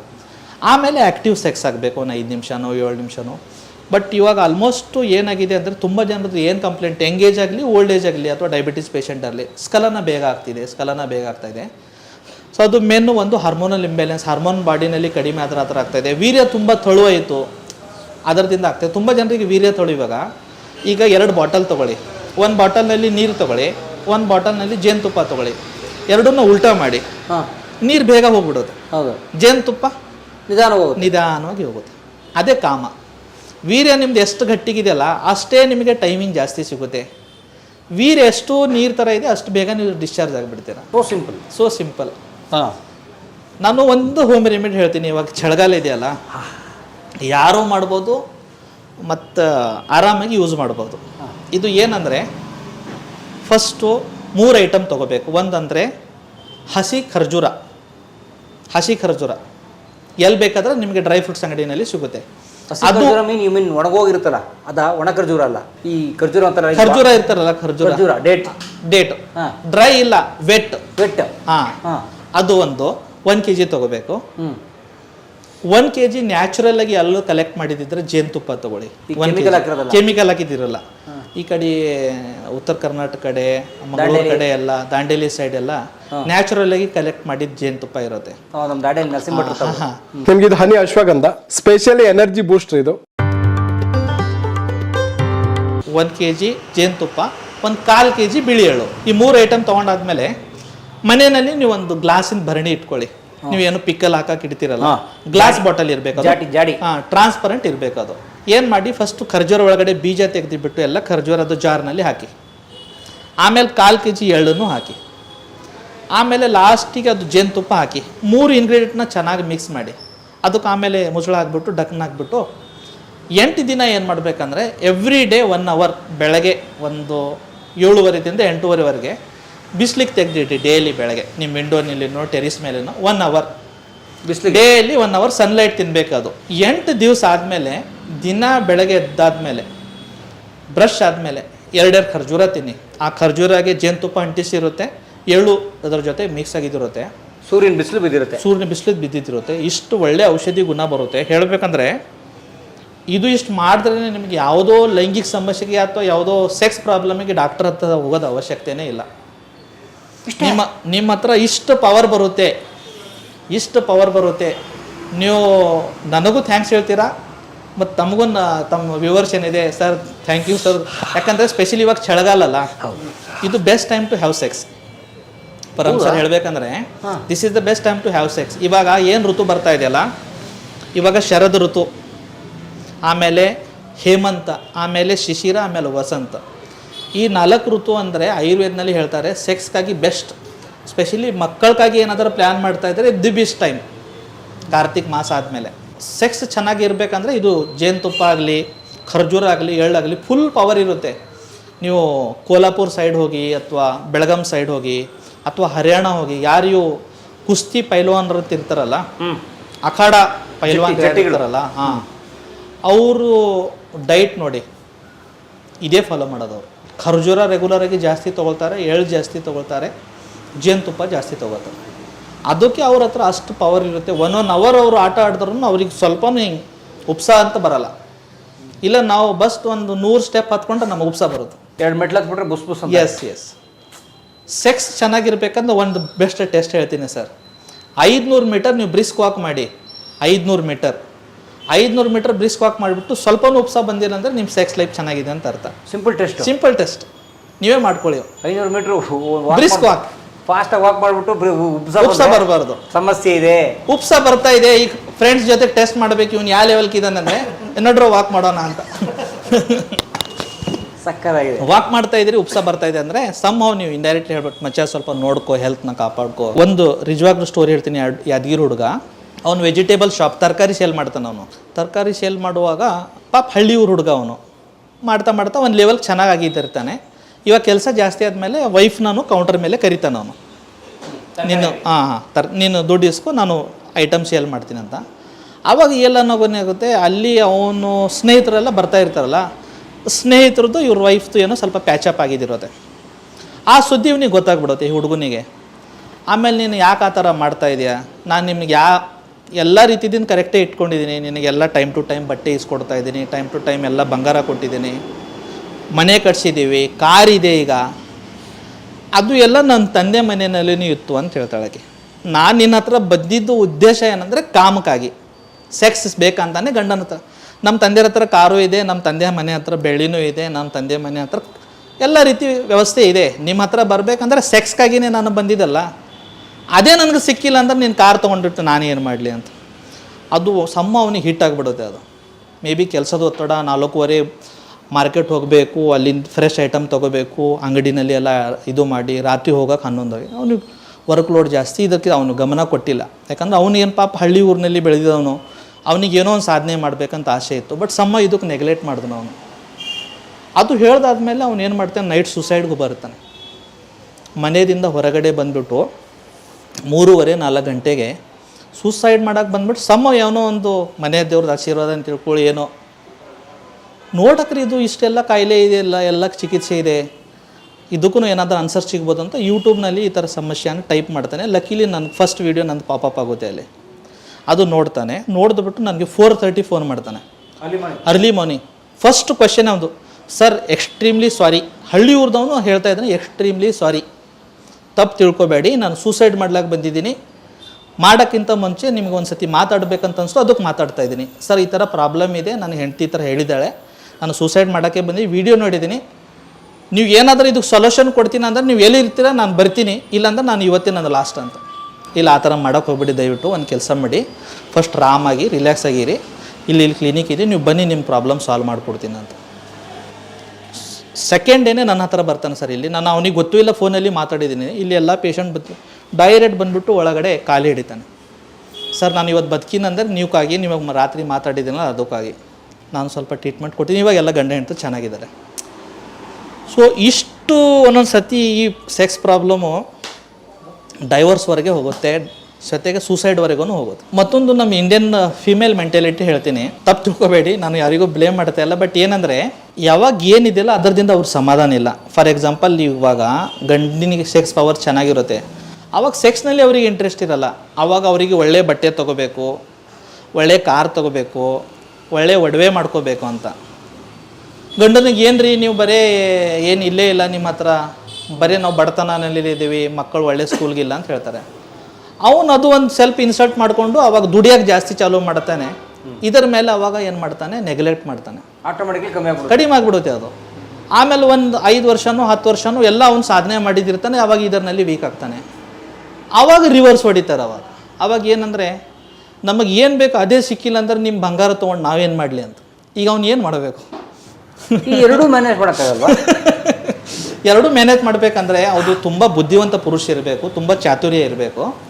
ನೋಡಿ, ಲೈಫ್ನಲ್ಲಿ ಕಾಮ ಮತ್ತು ದುಡ್ಡು ಇದಕ್ಕೂ ಅಂತ ಇಲ್ಲ. ಯಾರು 2 ನಿಮಿಷ ಸೆಕ್ಸ್ ಮಾಡ್ತಾನೆ ಅವನಿಗೆ 5 ನಿಮಿಷ ಮಾಡಬೇಕಂತ ಇಚ್ಛೆ ಇರುತ್ತೆ. 5 ನಿಮಿಷ ಸೆಕ್ಸ್ ಮಾಡ್ತಾನೆ ಅವನಿಗೆ 10 ನಿಮಿಷ ಮಾಡಬೇಕಂತ ಇಚ್ಛೆ ಇರುತ್ತೆ.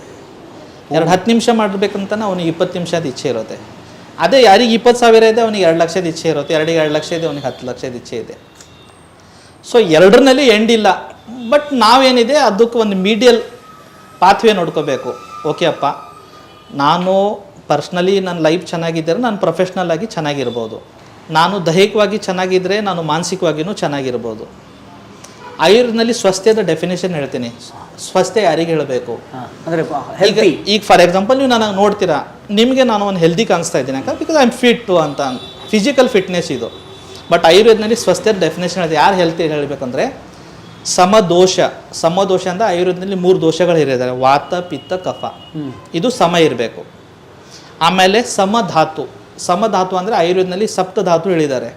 ನಾವು ಏನೋ ತಿಂತೀವಿ ಅದು ರಸ ಡೈಜೆಸ್ಟಿವ್ ಫುಡ್ನಲ್ಲಿ ಕನ್ವರ್ಟ್ ಆಗುತ್ತೆ, ಡೈಜೆಸ್ಟಿವ್ ಜ್ಯೂಸಸ್ ಆಗುತ್ತೆ. ರಸದಿಂದ ರಕ್ತಕ್ಕೆ ಪೋಷಣ ಅಂದರೆ ಬ್ಲಡ್ಗೆ ಪೋಷಣ ಸಿಗುತ್ತೆ, ರಕ್ತದಿಂದ ಮಾಂಸ, ಮಾಂಸದಿಂದ ಅಸ್ಥಿ, ಮಜ್ಜ, ಶುಕ್ರ, ಈ ಥರ ಸಪ್ತಧಾತು. ಇದೂ ಬ್ಯಾಲೆನ್ಸ್ ಇರಬೇಕು, ದೋಷನೂ ಬ್ಯಾಲೆನ್ಸ್ ಇರಬೇಕು, ಧಾತುನೂ ಬ್ಯಾಲೆನ್ಸ್ ಇರಬೇಕು. ಅಗ್ನಿ ಅಂದರೆ ನಮ್ಮ ಡೈಜೆಸ್ಟಿವ್ ಫೈರ್, ಇದೂ ಬ್ಯಾಲೆನ್ಸ್ ಇರಬೇಕು. ಮಲಕ್ರಿಯೆ ಅಂದರೆ ಡೈಲಿ ನೀವು ಮೋಷನ್ ಮಾಡಬೇಕು, ಡೈಲಿ ಯೂರಿನ್ ಮಾಡಬೇಕು, ಡೈಲಿ ನೀವು ಬೆವರಬೇಕು. ಮಲಕ್ರಿಯೆ ಸಮದೋಷ, ಸಮಧಾತು, ಸಮಾಗ್ನಿ, ಮಲಕ್ರಿಯೆ. ಆಮೇಲೆ ಇಲ್ಲಿ ಇಂಪಾರ್ಟೆಂಟ್ ಇದೆ ಪ್ರಸನ್ನ, ಆತ್ಮ ಇಂದ್ರಿಯ ಮನ ಸಂಯೋಗ. ಅವ್ನು ಖುಷಿಯಾಗಿರಬೇಕು. ಖುಷಿ ಹೆಂಗಿರ್ಬೇಕಂದ್ರೆ ಆತ್ಮದಿಂದ ಖುಷಿ ಇರಬೇಕು, ಅವನ ಇಂದ್ರಿಯದಿಂದ ಖುಷಿ ಇರಬೇಕು, ಅವನ ಮನಸ್ಸದಿಂದ ಖುಷಿ ಇರಬೇಕು. ಸುಮ್ಮನೆ ತೋರ್ಸೋಕ್ಕೆ ಖುಷಿಯಾಗಿರಬಾರ್ದು. ಇದು ಎಲ್ಲ ಇದ್ದರೆ ಆವಾಗ ಸ್ವಸ್ಥ್ಯ ಇತ್ಯಭಿಧೀಯತೆ ಅಂದರೆ ಇವನಿಗೆ ಹೆಲ್ದಿ ಪುರುಷ ಅಥವಾ ಹೆಲ್ದಿ ಪರ್ಸನ್ ಅಂತ ಕರೀರಿ ಅಂತ. ಆರೋಗ್ಯವಾಗಿದ್ದಾನಂತ. ಬರೀ ನೋಡೋಕೆ ಚೆನ್ನಾಗಿದ್ದಾನೆ ಅಂತ ಅವ್ನು ಆರೋಗ್ಯವಾಗಿಲ್ಲ ಅಂತ, ಅವ್ನ ಮೆಂಟಲ್ ಸ್ಟೇಟ್ ಬಗ್ಗೆ ನಮಗೆ ಗೊತ್ತಿಲ್ಲ. ಸರ್ ಜಿಮ್ಗೆ ಹೋಗ್ತಾನೆ, 6 ಪ್ಯಾಕ್ ಇದೆ. ಜಿಮ್ ಹೋಗೋರೆ ಜಾಸ್ತಿ ಸರ್ ಸೆಕ್ಸ್ ಪ್ರಾಬ್ಲಮ್ ಇದ್ದವರು. ಸರ್ ಏನು ಸರ್ ಹೌದು, ಜಿಮ್ಗೆ ಹೋದ್ರೆ ಒಳ್ಳೆ ಟೈಟ್ ಆಗಿರ್ತಾರೆ. ಇಲ್ಲ ಅದು ಏನು ನೋಡಿ, ಜಿಮ್ನಲ್ಲಿ ಹೋಗ್ತಾರಲ್ಲ ಅವ್ರು ಬರೀ ಜಿಮ್ ಮಾಡಿಬಿಟ್ಟು ಮನೆಯಲ್ಲಿ ಊಟ ಮಾಡೋರಿಗೆ ಏನು ಸಮಸ್ಯೆ ಆಗಲ್ಲ. ಬಟ್ ಜಿಮ್ ಮಾಡಿಬಿಟ್ಟು ನಾನು ಸಪ್ಲಿಮೆಂಟ್ ತೊಗೊಳ್ತೀನಿ, ನಾನು ವೇ ಪ್ರೋಟೀನ್ ತೊಗೋತೀನಿ, ಅನಾಬಾಲಿಕ್ ಸ್ಟೀರಾಯ್ಡ್ಸ್ ತೊಗೋತೀನಿ ಅಂದರೆ ಇಮ್ಮಿಡಿಯೇಟ್ಲಿ ಬಾಡಿ ಬಲ್ಕ್ ಆಗಿಬಿಡುತ್ತೆ, ವೇಟ್ ಗೇನ್ ಆಗಿಬಿಡುತ್ತೆ. ಬಟ್ ಎಲ್ಲಕ್ಕಿಂತ ಡೇಂಜರ್ ಅದೇ, ಕಾರ್ಟಿಜಾಲ್ ಲೆವೆಲ್ ಜಾಸ್ತಿ ಮಾಡುತ್ತೆ. ಬಾಡಿನಲ್ಲಿ ಕಾರ್ಟಿಜಾಲ್ ಅಂತ ಒಂದು ಹಾರ್ಮೋನ್, ಅದು ಸ್ಟೀರಾಯ್ಡ್. ಅದು ಜಾಸ್ತಿ ಆದರೆ ಏನಾಗುತ್ತೆ, ಟೆಸ್ಟೋಸ್ಟಿರಾನ್ನ ಕಡಿಮೆ ಮಾಡುತ್ತೆ ಅಥವಾ ಟೆಸ್ಟೋಸ್ಟಿರಾನ್ ಆ್ಯಕ್ಟಿವೇಟೇ ಮಾಡಲ್ಲ.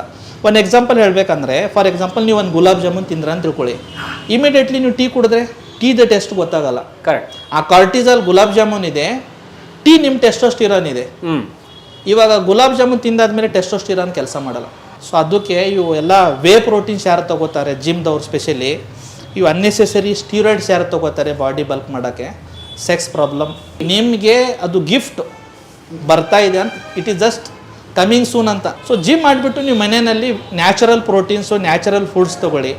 ನೀವು ಜಿಮ್ ಮಾಡ್ತೀರಾ, ಎಲ್ಲಕ್ಕಿಂತ ಬೆಸ್ಟ್ ಹೇಳ್ತೀನಿ, ಸಫೇದ್ ಮುಸ್ಲಿ ಮತ್ತು ಅಶ್ವಗಂಧ 100 ಗ್ರಾಮ್ ತೊಗೊಳ್ಳಿ, ಒಂದು ಬಾಕ್ಸಲ್ಲಿ ಹಾಕಿಡಿ. ಡೈಲಿ ಜಿಮ್ದಿಂದ ಬಂದಾದ್ಮೇಲೆ 1 ಗ್ಲಾಸನಲ್ಲಿ 2 ಮಿಕ್ಸ್ ಆಗಿದ್ದು 1 ಚಮ್ಮಚ್ ಹಾಕಿಬಿಟ್ಟು ಕುಡೀರಿ. ಯಾವ ಪ್ರೋಟೀನ್ ಪೌಡರ್ಗಿಂತ 10 ಟೈಮ್ಸ್ ಬೆಟರ್ ಅದು. ಈಗ ಕೆಜಿ 1000, 5000, 10,000 ಡಬ್ಬಗಳು ಮಾಡ್ತಾರೆ. ಇಲ್ಲ ಸರ್, ಕಲರ್ ಹಿಡಿದು ದಪ್ಪ ಇರ್ತಾರೆ. ಇವು ಎರಡೂ ಸೇರಿ ನಿಮಗೆ 300 ರೂಪಾಯಿನಲ್ಲಿ ಬರುತ್ತೆ. 10 ಟೈಮ್ಸ್ ಪವರ್. 10 times power. ಮತ್ತು ಸೈಡ್ ಎಫೆಕ್ಟ್ ಏನಿಲ್ಲ. ಸಫೇದ್ ಮುಸ್ಲಿ ಏನಕ್ಕೆ ಯೂಸ್ ಮಾಡ್ತಾರೆ ಅಂದರೆ, ಹಳೆಗಾಲದಿಂದನೂ ಸಫೇದ್ ಮುಸ್ಲಿ ಅಂದರೆ ಅದು ಫುಲ್ ಮಸಲ್ ಪವರ್ಗೆ, ಮತ್ತು ಮಸಲ್ ಎಷ್ಟು ಚೆನ್ನಾಗಿದೆ ಅಷ್ಟೇ ಟೆಸ್ಟೋಸ್ಟಿರಾನ್ ಚೆನ್ನಾಗಿರುತ್ತೆ. ಯಾಕಂದರೆ ಟೆಸ್ಟೋಸ್ಟಿರಾನ್ ಉತ್ಪತ್ತಿ ಟೈಮ್ನಲ್ಲಿ ಏನು ಮೆಟಬಾಲಿಸಮ್ ಏನು ಬಾಡಿನಲ್ಲಿ ಆಗ್ತಾ ಇರುತ್ತಲ್ಲ, ಟೆಸ್ಟಿಕಲ್ಸ್ನಲ್ಲಿ ಲ್ಯೂಟೆನ್ಸಿಲ್ ಸೆಲ್ಸ್ ಅಂತ ಇರುತ್ತೆ. ಈ ಲ್ಯೂಟೆನ್ಸಿಲ್ ಸೆಲ್ಸ್ನಿಂದನೇ ಟೆಸ್ಟೋಸ್ಟಿರಾನ್ ಉತ್ಪತ್ತಿ ಆಗ್ಬೋದು. ಟೆಸ್ಟಿಕಲ್ಸ್ನಲ್ಲಿ ವೃಷಣದಿಂದ ಟೆಸ್ಟಿಕಲ್ ಟೆಸ್ಟೋಸ್ಟಿರಾನ್ ಅಂದರೆ ಆ ಕೆಮಿಕಲ್ ಆ ಟೆಸ್ಟಿಕಲ್ ವೃಷಣದಿಂದ ಉತ್ಪತ್ತಿ ಆಗ್ತಾ ಇದೆ. ಆ ಮೆಟಬಾಲಿಸಮ್, ಆ ಪಾತ್ವೆ ಆಫ್ ಸೈಕಲ್ ಏನಿದೆಯಲ್ಲ, ಅದು ಚೆನ್ನಾಗಿ ಆಗಬೇಕಂದ್ರೆ ನಿಮ್ಗೆ ಏನಾಗಬೇಕು, ಒಳ್ಳೆ ರೀತಿ ಮಸಲ್ ಚೆನ್ನಾಗಿರಬೇಕು. ನಿಮ್ಮ ಮಸಲ್ ಎಷ್ಟು ಚೆನ್ನಾಗಿದೆ, ಮೈಂಡ್ ಎಷ್ಟು ರಿಲ್ಯಾಕ್ಸ್ ಇದೆ, ಸೆಕ್ಸ್ ಅಷ್ಟು ಬೆಸ್ಟ್ ಇದೆ. ಸೊ ಇದು ಶೀಘ್ರಸ್ಖಲನಕ್ಕೆ. ಅವಾಗ ಶೀಘ್ರಸ್ಖಲನ ಆಗಲ್ಲ. ಇವಾಗ ಶೀಘ್ರಸ್ಖಲನ ಆಗಲ್ಲ. ನಿಮಗೆ ಒಂದು ಎಳ್ಳೆ ನೀಟಿ 8 ನಿಮಿಷ 10 ನಿಮಿಷ ಸೇರ್ಬೋದು, ಅಷ್ಟು ಪವರ್ ಬರುತ್ತೆ. ಕೆಲವರು ಹೇಳ್ತಾರೆ 2 ಗಂಟೆ ಮಾಡೋದು ಹೆಂಗೆ, ಅದೆಲ್ಲ ಆಗಲ್ಲ. ಅದು ಎಲ್ಲ ಸುಳ್ಳು ಸರ್. ಮತ್ತೊಂದು ಏನು ಹೇಳ್ತೀನಿ, ಇವು ಯಾವುದೋ ಬ್ಲೂ ಫಿಲ್ಮ್ ನೋಡಿಬಿಟ್ಟು, ಯಾವುದೋ ಆ ಥರ ಸಿನಿಮಾ ನೋಡಿಬಿಟ್ಟು, ಇವಾಗ ಇಂಟರ್ನೆಟ್ನಲ್ಲಿ ಕೂಡ ಎಲ್ಲಕ್ಕಿಂತ ಟಾಪ್ ಸರ್ಚ್ ಇದೆ ಪೆನಿಸ್ ಸೈಜ್ ಅಂತ. ಟಾಪ್ ಸರ್ಚ್ ಅದು ಪೆನಿಸ್ ಸೈಜು. ಮತ್ತು ಮಾರ್ಕೆಟ್ನಲ್ಲಿ ಇದು ಒಂದು ಬಿಗ್ ಸ್ಕ್ಯಾಂಡಲ್ ಅಥವಾ ಸ್ಕ್ಯಾಮ್, ಕ್ರೋರ್ಸ್ ಟುಗೆದರ್ ಬಿಸ್ನೆಸ್ ಇದು. ನಾನು ಆ ಸ್ಪ್ರೇ ಹೊಡಿತೀನಿ, ನಿನ್ನ ಸೈಜ್ ಜಾಸ್ತಿ ಆಗುತ್ತೆ, ಆ ಪಂಪ್ ಹೊಡಿತೀನಿ, ಆ ಎಣ್ಣೆ ಹಾಕ್ತೀನಿ, ಅದು ಮಾತ್ರೆ ತೊಗೊಳ್ತೀನಿ. ಸರ್ ಹೇಳ್ತೀನಿ, ಇಂಥವೆಲ್ಲಕ್ಕೆ ನೀವು ಒಳಗಡೆ ಹೋಗೋಕೆ ಹೋಗಬೇಡಿ. It is just A scam, ಅದು ಒಂದು ಫ್ರಾಡು. ಪೆನಿಸ್ ಸೈಜ್ ಇಂಪ್ರೂವ್ ಮಾಡೋಕ್ಕೆ ಆಗೋದೇ ಇಲ್ಲ. ಹೇಗೆ ನಿಮ್ಮದು ವಂಶ ಪರಂಪರೆಯಿಂದ ನಿಮಗೆ ಒಂದು ಹೈಟ್ ಬಂದಿದೆ, ಒಂದು 18 ವರ್ಷ ಆದಮೇಲೆ ನಿಮ್ಮ ಹೈಟ್ ಎಷ್ಟು ಇರಬೇಕು ಅಷ್ಟೇ ಇರುತ್ತೆ. ಅದೇ ರೀತಿ ಏನಿದೆ ಅಲ್ಲ, ಈ ಪೆನಿಸ್ ಸೈಜು, ನೀವು ಫಿಸಿಕಲಿ ಆ್ಯಕ್ಟಿವ್ ಆಗಿದ್ದೀರಾ, ಚೆನ್ನಾಗಿದ್ದೀರಾ, ಅವಾಗ ಬ್ಲಡ್ ಸರ್ಕ್ಯುಲೇಷನ್ ಚೆನ್ನಾಗಿದೆ ಅಂದರೆ ನಿಮ್ಮ ಪೆನಿಸ್ ಸೈಜ್ ಚೆನ್ನಾಗಿರುತ್ತೆ. ಸ್ವಲ್ಪ ವೀಕ್ ಆಗಿಬಿಟ್ರೆ ಫಿಸಿಕಲಿ ಏನಿಲ್ಲ ಅಂದರೆ ಅವಾಗ ಸ್ವಲ್ಪ ಸೈಜ್ ಶ್ರಿಂಕ್ ಆಗುತ್ತೆ. ಪೆನಿಸ್ ಇಸ್ ನಥಿಂಗ್ ಬಟ್ ಒಂದು ಬಲೂನ್ ಥರ. ಅದರಲ್ಲಿ ನಾವು ಎಷ್ಟು ಗಾಳಿ ತುಂಬ್ತೇವೆ ಅಷ್ಟು ಚೆನ್ನಾಗಿ ಬೆಳೆಯುತ್ತೆ. ಗಾಳಿ ತೆಗೆದ್ಬಿಟ್ರೆ ಮತ್ತು ನಾರ್ಮಲ್ ಆಗಿಬಿಡುತ್ತೆ. ಬಟ್ ನಾನು ಒಂದು ವಿಡಿಯೋ ನೋಡಿಬಿಟ್ಟು, ಒಂದು ಯಾವುದೋ ಆ್ಯಕ್ಟರ್ ಇದ್ದಾನೆ, ಅವನು 1000 ಆ್ಯಕ್ಟರ್ನಲ್ಲಿ ಒಬ್ರಿಗೆ ಸೆಲೆಕ್ಟ್ ಮಾಡಿದ್ದಿರ್ತಾರೆ ಅವ್ನ ಸೈಜ್ ನೋಡಿಬಿಟ್ಟು. ಬಿಕಾಸ್ ಅವ್ನ ಜೆನೆಟಿಕ್ ಆ ಥರ ಇದೆ, ಅವ್ನು ವಂಶ ಪರಂಪರೆಯಿಂದ ಆ ಥರ ಬಂದಿದ್ದಿರ್ತಾನೆ. ಅವನಿಗೆ ಕಂಪೇರ್ ಮಾಡಿ ಅವ್ನು 10 ಇಂಚ್ ಇದೆ, ನಂದು ಬರೀ 4 ಇಂಚ್ ಇದೆ, ನಂದು ಸೈಜ್ ಕಡಿಮೆ. ಎಷ್ಟೋ ಜನ ಬರ್ತಾರೆ ನಮ್ಮ ಹತ್ರ, ಸರ್ ನನಗೆ ಬರೀ 5 ಇಂಚ್ ಇದೆ ಸರ್, ಈಗ ನೆಕ್ಸ್ಟ್ ಮಂತ್ ಮದುವೆ ಇದೆ, ಸೈಜ್ ಏನಾದರೂ ಮಾಡ್ಬೋದು ಅಂತ. ಆ ಥರ ಏನು ಮಾಡಬೇಡಿ ಸರ್. ನಾನು ಹೇಳ್ತೀನಿ ನಿಮಗೆ, ಒಂದು ಫಿಮೇಲ್ ಅನಾಟಮಿ ಅಥವಾ ವೆಜೆನ ಹೇಗಿರುತ್ತೆ ಅಂದರೆ, ಫಸ್ಟ್ 3 ಇಂಚ್ ಒಳಗಡೆ ಅವರಿಗೆ ಸೆನ್ಸೇಷನ್ ಇರುತ್ತೆ. ಇಲ್ಲೇ ಅದು ಸೆನ್ಸೇಷನ್ ಜಾಸ್ತಿ. ಗ್ಲಾನ್ಸ್ ಪೆನಿಸ್ ಏನು ನಾವೇನು ಹೇಳ್ತೀವಲ್ಲ ಅದಕ್ಕೆ, ಅಥವಾ ಕ್ಲಿಟೋರಿಯಸ್ ಏನಿದೆಯಲ್ಲ 3 ಇಂಚ, ಅದರ ಒಳಗಡೆ 10 ಇಂಚ್ ಹೋದ್ರೂ ಅವ್ರಿಗೆ ಏನು ಸೆನ್ಸೇಷನ್ ಫೀಲ್ ಆಗಲ್ಲ. ಬಿಕಾಸ್ ಒಳಗಡೆ ನರನೇ ಇರಲ್ಲ. ಈ 3 ಇಂಚ್ ಒಳಗಡೆ ನೀವು ಎಷ್ಟು ರಬ್ ಮಾಡ್ತಾ ಇದ್ದೀರಾ ಅದರ್ನಲ್ಲಿನೇ ಅದು ಕಾಮ್ ಇಚ್ಛೆ ಅವರಿಗೆ ಜಾಸ್ತಿ ಆಗೋದು. ಸೊ ಇದರಲ್ಲಿ ಸೈಜ್ಗಿಂತ ಏನು ಮ್ಯಾಟ್ರ್ ಆಗೋದು ಅಂದರೆ ಅದು ಸ್ಟ್ಯಾಮಿನಾ. ಈ ಪೊಸಿಷನಲ್ಲಿ ನೀವು ಕಾನ್ಸ್ಟೆಂಟ್ಲಿ ಎಷ್ಟು ರಬ್ ಮಾಡ್ತಾ ಇದ್ದೀರಾ ಅದರ ಮೇಲೆ ನಿಮಗೂ ಕಾಮದ ಸುಖ ಸಿಗುತ್ತೆ, ಅಥವಾ ನಿಮ್ಮ ಪಾರ್ಟ್ನರ್ಗೂ ಕಾಮದ ಸುಖ ಸಿಗುತ್ತೆ. ನಿಮ್ಮ ಪೆನಿಸ್ ಸೈಜ್ 3 ಇಂಚ ಇದೆ, ನೀವು 15 ಮಿನಿಟ್ಸ್ ಸ್ಟ್ಯಾಮಿನಾ ಇಟ್ಕೊಂಡಿದ್ದಾರೆ ಅಂದರೆ ಇವು ಸೆಕ್ಸ್ ಇಸ್ ವೆರಿ ಗುಡ್ ಅಂತ. ಎಸ್, ನಿಮ್ಮ ಸೈಜ್ 8 ಇಂಚ್ ಇದೆ ಅಂತ ತಿಳ್ಕೊಳ್ಳಿ, ಜಸ್ಟ್ ಇಮ್ಯಾಜಿನ್. ಬಟ್ ನೀವು 2 ನಿಮಿಷನಲ್ಲಿನೇ ಡಿಸ್ಚಾರ್ಜ್ ಆಗ್ತಾ ಇದೆ ಅಂದರೆ ನಿಮ್ಮ ಸೈಜ್ದು ಏನು ಯೂಸೇ ಇಲ್ಲ. So simple. ಅದಕ್ಕೆ ಏನಿದೆಯಲ್ಲ, ಇದು ಕಾಮ್ದು ಎಜುಕೇಷನ್ ನಮ್ಮ ಹತ್ರ ಇಲ್ಲ. ನಾವು ನಾವು ಎಜುಕೇಷನ್ ಸಿಸ್ಟಮ್ನಲ್ಲಿ ನಾವು ಮಗು ಇವಾಗ 7ನೇ ಸ್ಟ್ಯಾಂಡರ್ಡ್ನಲ್ಲಿ ಇದೆ, ಅವನಿಗೆ ಕೋಡಿಂಗ್ ಕಲಿಸ್ತಾ ಇದ್ದೀವಿ, ಅವನಿಗೆ ಭರತನಾಟ್ಯಂ ಕ್ಲಾಸ್ ಹಾಕ್ತೀವಿ, ಅವನಿಗೆ ಆ ಕ್ಲಾಸ್ ಹಾಕ್ತೀವಿ. ಬಟ್ ಬೇಸಿಕ್ ಸೆಕ್ಸ್ ಎಜುಕೇಷನ್ ನಮ್ಮ ಮಕ್ಕಳ ಹತ್ರ ಇಲ್ಲ. ಇವಾಗ ಫಾರ್ ಎಕ್ಸಾಂಪಲ್ ಗರ್ಲ್ಸ್ ಇದ್ದಾಳೆ, 13 ವರ್ಷ 12 ವರ್ಷಕ್ಕೆ ಮ್ಯಾಚುರಿಟಿ ಆಗುತ್ತೆ. ಫಸ್ಟ್ ಟೈಮ್ ಏನಾಗುತ್ತೆ, ಪೀರಿಯಡ್ಸ್ ಬರುತ್ತೆ. ಆವಾಗ ಒಮ್ಮೆ ಅವ್ರ mind C is not ready. ಅದಕ್ಕೆ ಆಕೆಗೆ ಫಸ್ಟ್ದಿಂದನೇ ಪೇರೆಂಟ್ಸು ಸ್ಪೆಷಲಿ ತಾಯಿದು ಕರ್ತವ್ಯ, ನೋಡಮ್ಮ ಈ ಏಜ್ನಲ್ಲಿ ನಿನ್ನ ಬಾಡಿನಲ್ಲಿ ಈ ಥರ ಚೇಂಜಸ್ ಬರುತ್ತೆ, ಸ್ವಲ್ಪ ಎದೆ ಅಂದರೆ ಬ್ರೆಸ್ಟ್ನಲ್ಲಿ ಸ್ವಲ್ಪ ಚೇಂಜಸ್ ಆಗ್ತಾ ಇರುತ್ತೆ, ಸೆಕೆಂಡ್ರಿ ಸೆಕ್ಸುವಲ್ ಕ್ಯಾರೆಕ್ಟರಿಸ್ಟಿಕ್ ಅಂತೀವಿ. ಅದಕ್ಕೆ ನಿನ್ನ ಬಾಡಿ ಆಕ್ಸೆಪ್ಟ್ ಮಾಡೋಕ್ಕೆ ಕಲಿ. ಈ ಥರ ಮೊಟ್ಟೆ ಬರ್ಬೋದು, ಬ್ಲೀಡಿಂಗ್ ಆಗ್ಬೋದು, ಏನು ನಾಚಿಕೆ ಬೈ ಚಾನ್ಸ್ ಸ್ಕೂಲ್ನಲ್ಲಿ ಆದ್ರೂ ನಿಮ್ಮ ಕ್ಲಾಸ್ ಟೀಚರು ಅಥವಾ ನಿಮ್ಮ ಫ್ರೆಂಡ್ಸು ಸೀನಿಯರ್ ಯಾರ ಹತ್ರನೂ ಹೇಳು, ಅಲ್ಲಿಂದ ಬಟ್ಟೆ ಇಸ್ಕೊಳ್ಳು. ಒಂದೊಂದು ಸತಿ ಏನಾಗುತ್ತೆ, ಇದು ಒಂದು ಮಾನಸಿಕ ಟ್ರಾಮಾ ಆಗಿಬಿಡುತ್ತೆ ಹೆಣ್ಮಕ್ಳಿಗೆ. ಒಮ್ಮೆ ಈ ಥರ ಬ್ಲೀಡಿಂಗ್ ಆಗಿಬಿಟ್ರೆ ಅವ್ರು ಅಕ್ಸೆಪ್ಟ್ ಮಾಡಲ್ಲ ಅದಕ್ಕೆ. Yes yes. ಇವಾಗ ಅದೇ ಎಜುಕೇಷನ್ ನಾವು ಸ್ಕೂಲ್ನಲ್ಲಿ ಕೊಟ್ಬಿಟ್ರೆ ಅವಾಗ ಅವ್ರು ಸ್ವಲ್ಪ ಮೆಂಟಲಿ ಇದು ಆಡ್ತಾರೆ. ಮತ್ತು ಇದು ಸೆಕ್ಸ್ ಬಗ್ಗೆ ನಮ್ಮ ಇಂಡಿಯಾನಲ್ಲಿ ಏನಂತಂದರೆ, ಇದು ಮುಂಚೆದಿಂದನೇ ಪುರಾತನ ಕಾಲದಿಂದನೇ ಏನಿದೆ ಅಂದರೆ ಒಂದು ಬೆಡ್ರೂಮ್ ಟಾಕು ಜಾಸ್ತಿ, ಸೊಸೈಟಿ ಎದುರುಗಡೆ ಸೆಕ್ಸ್ ಬಗ್ಗೆ ಮಾತಾಡಬಾರ್ದು. ಇವಾಗ ಫಾರಿನಲ್ಲಿ ಎಷ್ಟೋ ಇವಾಗ ನಾವು ವಿಡಿಯೋ ನೋಡಿದಾಗ ಅವರು ಈ ಥರ ಇಂಟರ್ವ್ಯೂರ್ ಕ್ವಶನ್ ಕೇಳ್ತಾರೆ, ನಿಮಗೆ ಎಷ್ಟು ಟೈಮ್ ಸೆಕ್ಸ್ ಮಾಡಬೇಕು, ಅಥವಾ ಒನ್ ಟೈಮ್ ಸೆಕ್ಸ್ ಸೆಷನಲ್ಲಿ ಎಷ್ಟು ನಿಮಿಷ ಸೆಕ್ಸ್ ಮಾಡಿದ್ರೆ ನಿಮ್ಗೆ ಖುಷಿ ಆಗುತ್ತೆ ಅಂತ ಗರ್ಲ್ಸ್ಗೆ ಕೇಳ್ತಾರೆ. ಓಪನ್ಲಿ ಹಿಂಗೆ ಸ್ಟ್ರೀಟ್ ಮೇಲೇ ಇಂಟರ್ವ್ಯೂ ತೊಗೊಳ್ತಾರೆ. ಅದೇ ನಮ್ಮ ಇಂಡಿಯಾನಲ್ಲಿ ಯಾರಾದರೂ ಸ್ಟ್ರೀಟ್ನಲ್ಲಿ ಇಂಟರ್ವ್ಯೂ ತೊಗೊಳ್ಳಿ, ಹೊಡೆದ್ಬಿಡ್ತಾರೆ, ಓಡೋಗ್ತಾರೆ. ಯಾಕಂದರೆ ಅಷ್ಟು ನಮ್ಮಿನ್ನ ಅದು ಓಪನ್ನೆಸ್ ಇಲ್ಲ. ಅದರ ಅರ್ಥ ಇವಾಗ ನೋಡಿ, ಕಾಮಸೂತ್ರ ಅಂತ ಬುಕ್ಕು 2000 ಹಳೆ ವರ್ಷ ಮುಂಚೆದಿಂದ ಇದೆ. ವಾತ್ಸಾಯನ್ ಅವರು ಬರೆದಿದ್ದಾರೆ. ಯಾರದು ವಾತ್ಸಾಯನ? ವಾತ್ಸಾಯನ್ ಕಾಮಸೂತ್ರ ಅಂತ ಬುಕ್ ಬರೆದವರು, ಅವ್ರದ್ದು ಆಥರ್ ವಾತ್ಸಾಯನ್ ಅವರು. Is an Indian? Yes, is Indian. So Kamasutra ಬಗ್ಗೆ ಪುಸ್ತಕ ಬರೆದಿದ್ದೆ ಇಂಡಿಯನ್ಸ್? ಎಸ್, ಕಾಮಸೂತ್ರ ಬರೆದಿದ್ದವರು ವಾತ್ಸಾಯನ್ ಅವರು. ಅವರು ಋಷಿ. ಹಾಂ. ಕಾಮ ಅಂದರೆ ಏನು, ಕಾಮ ಯಾವಾಗ ಹುಟ್ಟುತ್ತೆ, ಕಾಮ ಯಾಕೆ ಮಾಡಬೇಕು, ಕಾಮ ಚೆನ್ನಾಗಿರ್ಬೇಕಂದ್ರೆ ಏನು ಮಾಡಬೇಕು, ದೊಡ್ಡ ಬುಕ್ ಬರೆದಿದ್ದಾನೆ ಸರ್. ಕಾಮಸೂತ್ರದ್ದು ಇಡೀ ಪ್ರಪಂಚಕ್ಕೆ ಪರಿಭಾಷೆ ಕೊಟ್ಟಿದ್ದರು ನಾವು ಭಾರತೀಯರು. ಹಾಂ. ನೀವು ಇನ್ನೂ ತಮಿಳ್ನಾಡು ಕಡೆ ಸ್ವಲ್ಪ ದೇವಸ್ಥಾನದಲ್ಲಿ ಹೋಗಿ, ದೇವಸ್ಥಾನ ಕಲಶ ಮೇಲೇನೆ ಕಾಮದ ಪೋಸ್ಚರ್ಸ್ ಇದೆ. ಇಲ್ಲೇ ಇದೆಯಲ್ಲ ಸರ್, ಹಂಪೆಲ್ಲೇ ಇದೆ ಮಿಥುನ ಶಿಲ್ಪಗಳು. ಆವಾಗ ನಮ್ಮ ಹಿರಿಯರು ಅಷ್ಟು ಅಡ್ವಾನ್ಸ್ ಇದ್ರು ಅಂದ್ರೆ ದೇವಸ್ಥಾನ ಮೇಲೇನು ಆ ಕಲ್ಪನೆ ಅವ್ರಿಗಿತ್ತು. ಎಸ್. ಕಾಮದ ಉತ್ಪತ್ತಿನೇ ಹೇಳ್ತಾರೆ, ಕೃಷ್ಣಾದ್ ಮತ್ತು ರುಕ್ಮಿಣಿದ ಮಗನೇ ಕಾಮ ಅಂತ ಹೇಳ್ತಾರೆ. ಕಾಮದೇವ. ಆ ಕಾಮದೇವನೇ ಸುಟ್ಟು ಹಾಕಿದವನು ಶಿವ. ಮೂರನೇ ಕಣ್ಬಿಟ್ಟು. ಆಮೇಲೆ ರತಿಯವರು ಕ್ಷಮೆ ಯಾಚನೆ ಕೇಳದಾದ್ಮೇಲೆ ಕಾಮ ಎಲ್ಲ ಕಡೆ ಇರ್ತಾನೆ, ಬಟ್ ನೋ ಬಾಡಿ. ಅದಕ್ಕೆ ಅವನಿಗೆ ಅನಂಗ ಅಂತ ಹೇಳ್ತಾರೆ. ಅವಾಗ ನಮ್ಮದು ಹಳೆ ಪರಂಪರೆ ಏನಾರು ಹೇಳ್ತಾರೆ, ಗಂಡ ಹೆಂಡತಿ ಮದುವೆ ಆದಮೇಲೆ ಫಸ್ಟ್ ನೈಟ್ ಹೋಗುವಾಗ ಕಾಮದೇವರಿಗೆ ನಮಸ್ಕಾರ ಮಾಡಿ ಅವರಿಗೆ ಪೂಜೆ ಮಾಡಿನೇ ನೀವು ಸೇರಿ ಅಂತ. ನಿಮ್ಮ ಹತ್ರನೇ ಒಂದು ಒಳ್ಳೆ ನಗ್ನಗ್ತಾ ತುಂಬ ಅಟ್ರಾಕ್ಟಿವ್ ಇದ್ದಿದ್ದು ಮಗು ನಮಗೆ ಸಿಗಲಿ ಅಂತ. ಸೊ ಮುಂಚೆದಿಂದ ಇದು ಇತ್ತು ಸೈನ್ಸು. ಇವಾಗ ವಾತ್ಸಾಯನ್ ಋಷಿಯವರು ಪ್ರತಿಯೊಂದೊಂದು ಹೇಳಿದ್ದಾರೆ. ಕಾಮ್ ಹೇಗೆ ಮಾಡಬೇಕು, ಫಸ್ಟ್ ನೈಟ್ನಲ್ಲಿ ಹೋಗ್ಬೇಕಂದ್ರೆ ಏನೇನು ಮಾಡಬೇಕು, ಅವನ ಅಲಂಕಾರ ಹೆಂಗೆ ಮಾಡಬೇಕು, ಸ್ತ್ರೀ ಅಲಂಕಾರ ಹೇಗೆ ಮಾಡಬೇಕು, ಹೂವಾಗಿ ಇಟ್ಕೋಬೇಕು, ಪರ್ಫ್ಯೂಮ್ಸ್ ಹೆಂಗೆ ಹೊಡಿಬೇಕು, ಇದೆಲ್ಲ ಬಾಡಿಗೆ ಶ್ರೀಗಂಧ ಹೆಂಗೆ ಹಚ್ಕೋಬೇಕು, ಮತ್ತು ಸೇರ್ಬೇಕಂದ್ರೆ ಮುಂಚೆ ಏನೇನು ತಿನ್ನಬೇಕು, ಸೇರ್ ಆದಮೇಲೆ ಏನೇನು ತಿನ್ನಬೇಕು, ಯಾವ ಋತುನಲ್ಲಿ ಎಷ್ಟು ಸತಿ ಸೇರಬೇಕು. ಇವಾಗ ಫಾರ್ ಎಕ್ಸಾಂಪಲ್ ವಸಂತ, ಕಾಮದೇವ್ರ ಫ್ರೆಂಡ್ ಅಂದರೆ ವಸಂತ ಋತು ಬಂದಾಗ ಫೆಬ್ರವರಿ ಮಾರ್ಚ್ ಮಂತ್, ಉಗಾದಿ ಬರೋ ಟೈಮ್ ಇರುತ್ತಲ್ಲ, ವಸಂತ ಪಂಚಮಿ ಅಂತ ಹೇಳ್ತೀವಿ ನೋಡಿ, ಸರಸ್ವತಿ ಪೂಜೆ ಮಾಡ್ತೀವಿ, ಆ ದಿನನೇ ಕಾಮದೇವ್ರ ಪೂಜೆನೂ ಮಾಡ್ತಾರೆ. ಆ ಟೈಮ್ನಲ್ಲಿ ಇಡೀ ಪ್ರಪಂಚನಲ್ಲಿ ಸೃಷ್ಟಿನಲ್ಲಿ ಪಾಂಡ್ಸ್ ಪಕ್ಕ ನೀರಿರುತ್ತೆ, ಒಳ್ಳೆ ಒಳ್ಳೆ ಹೂವುಗಳಿರುತ್ತೆ, ಒಳ್ಳೆ ಸುಗಂಧ ಬರುತ್ತೆ.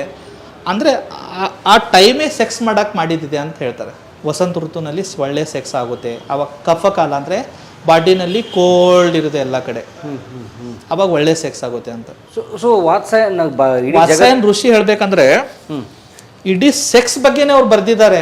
ಮತ್ತು ಗುಡ್ ಥಿಂಗ್ ಏನಂದ್ರೆ ಹೀಜ ಬ್ರಹ್ಮಚಾರಿ. ಬಟ್ ಹೇಗೆ ಗೊತ್ತಾಯ್ತಿದ್ದಲ್ಲ ವಿಷಯ ಅವ್ರಿಗೆ? ಅದೇ ಸರ್ ತಪಸ್ಸು, ಸಾಧನೆ ಏನು ಮಾಡಬೇಕು ಅದೇ ಸಾಧನೆ. ಅವರು ಸಾಧನೆ ಮಾಡಿನೇ ಆ ಕಾಮ ಅಂತ ಟೋಟಲಿ ಒಳಗಡೆ ಡೆಪ್ತ್ನಲ್ಲಿ ಹೋಗ್ಬಿಟ್ಟು ಬರೆದಿದ್ದಾರೆ. ಮುಂದೆ ಹೋಗ್ಬಿಟ್ಟು ಯಾರಿಗೂ ಏನು ಸಮಸ್ಯೆ ಆಗಬಾರ್ದಂತ. ಎಷ್ಟು ಬ್ಯೂಟಿಫುಲ್ ಇದೆ ಅದು ಬುಕ್ ಅಂದರೆ, ಓದಕ್ಕೆ ಸ್ಟಾರ್ಟ್ ಮಾಡಿಬಿಟ್ರೆ ಓದಬೇಕಂತ ಫೀಲಿಂಗ್ ಬರುತ್ತೆ. ಅಷ್ಟನ್ನ ಓದಿಸ್ಕೊಂಡು ಹೋಗುತ್ತೆ, ಅಷ್ಟು ಬ್ಯೂಟಿಫುಲ್ ಇದೆ. ಸೆಕ್ಸ್ ಅಂದರೆ ಈ ಥರ. ಇವಾಗ ಏನಿದೆ ಸೆಕ್ಸ್ದು ಮತ್ತೊಂದು ಹೇಳ್ತೀನಿ.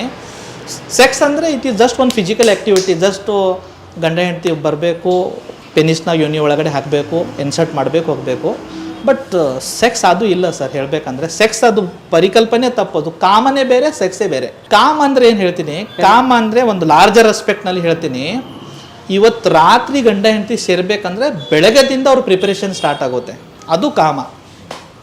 ಬೆಳಗ್ಗೆ ಒಂದು ವ್ಯಾಯಾಮ ಮಾಡಿ ಸ್ನಾನ ಮಾಡಿ ಒಳ್ಳೆಯ ಅಲಂಕಾರನ ಹಾಕಿಬಿಟ್ಟು ಒಳ್ಳೆಯ ರೀತಿ ಒಂದು ನೋಡೋಕ್ಕೆ ಚೆನ್ನಾಗಿ ಕಾಣಿಸ್ತಾ ಇದ್ದೇನೆ, ಬರ್ತೀನಿ ರಾತ್ರಿ ರೆಡಿಯಾಗಿ ಇರೋ ಅಂತ ಹೇಳ್ದೇ ಬೆಳಗ್ಗೆದಿಂದ ಸ್ಟಾರ್ಟ್ ಆಗ್ತಾಯಿದೆ ಕಾಮ. ರಾತ್ರಿ ನಮಗೆ ಮೀಟ್ ಆಗಬೇಕಂತ. ಆಫೀಸ್ನಲ್ಲಿ ಕೆಲಸ ಮಾಡ್ತಾ ಇದ್ದೇನೆ, ಮಧ್ಯಾಹ್ನ 12 ಗಂಟೆಗೆ ಫೋನ್ ಮಾಡ್ತೇನೆ, ಏನು ನಡೀತಾ ಇದೆ, ಮಕ್ಕಳು ಬಂದ್ರ ಸ್ಕೂಲ್ದಿಂದ, ಊಟಗಳು ಏನು ಮಾಡ್ತಾ ಇದೆಯಾ, ರೆಡಿ ಆಯ್ತಾ ನೀನು ಅಂದರೆ, so he is indirectly giving hint ready ಇರು ಅಂತ. ಸೊ ಇದು ಕಾಮದ ದೊಡ್ಡ ಪರಿಕಲ್ಪನೆ. ಸೊ ಬರೀ ಎಲ್ಲೋ ಹೋಗಬೇಕು, ಯಾವುದೋ ಒಂದು ಓಲಾ ರೂಮ್ ಬುಕ್ ಮಾಡಬೇಕು, ಅದು ಕಾಮ ಇಲ್ಲ. ಅದು ಜಸ್ಟ್ ಫಿಸಿಕಲ್ ಆ್ಯಕ್ಟಿವಿಟಿ ಅಂತ ಹೇಳ್ಬೋದು ಅಷ್ಟೇ. ಅದು ಸಂಭೋಗ ಅಷ್ಟೇ. ಅಷ್ಟೇ. ಕಾಮ ಬೇರೆ, ಸಂಭೋಗ ಬೇರೆ. ಇದು ಒಂದು ದೊಡ್ಡ ಪ್ಲೇಸರ್. ಆ್ಯಕ್ಚುಲಿ ಹೇಳಬೇಕಂದ್ರೆ ಕಾಮ ಏನಿದ್ರು ದೊಡ್ಡ ಸಮುದ್ರ.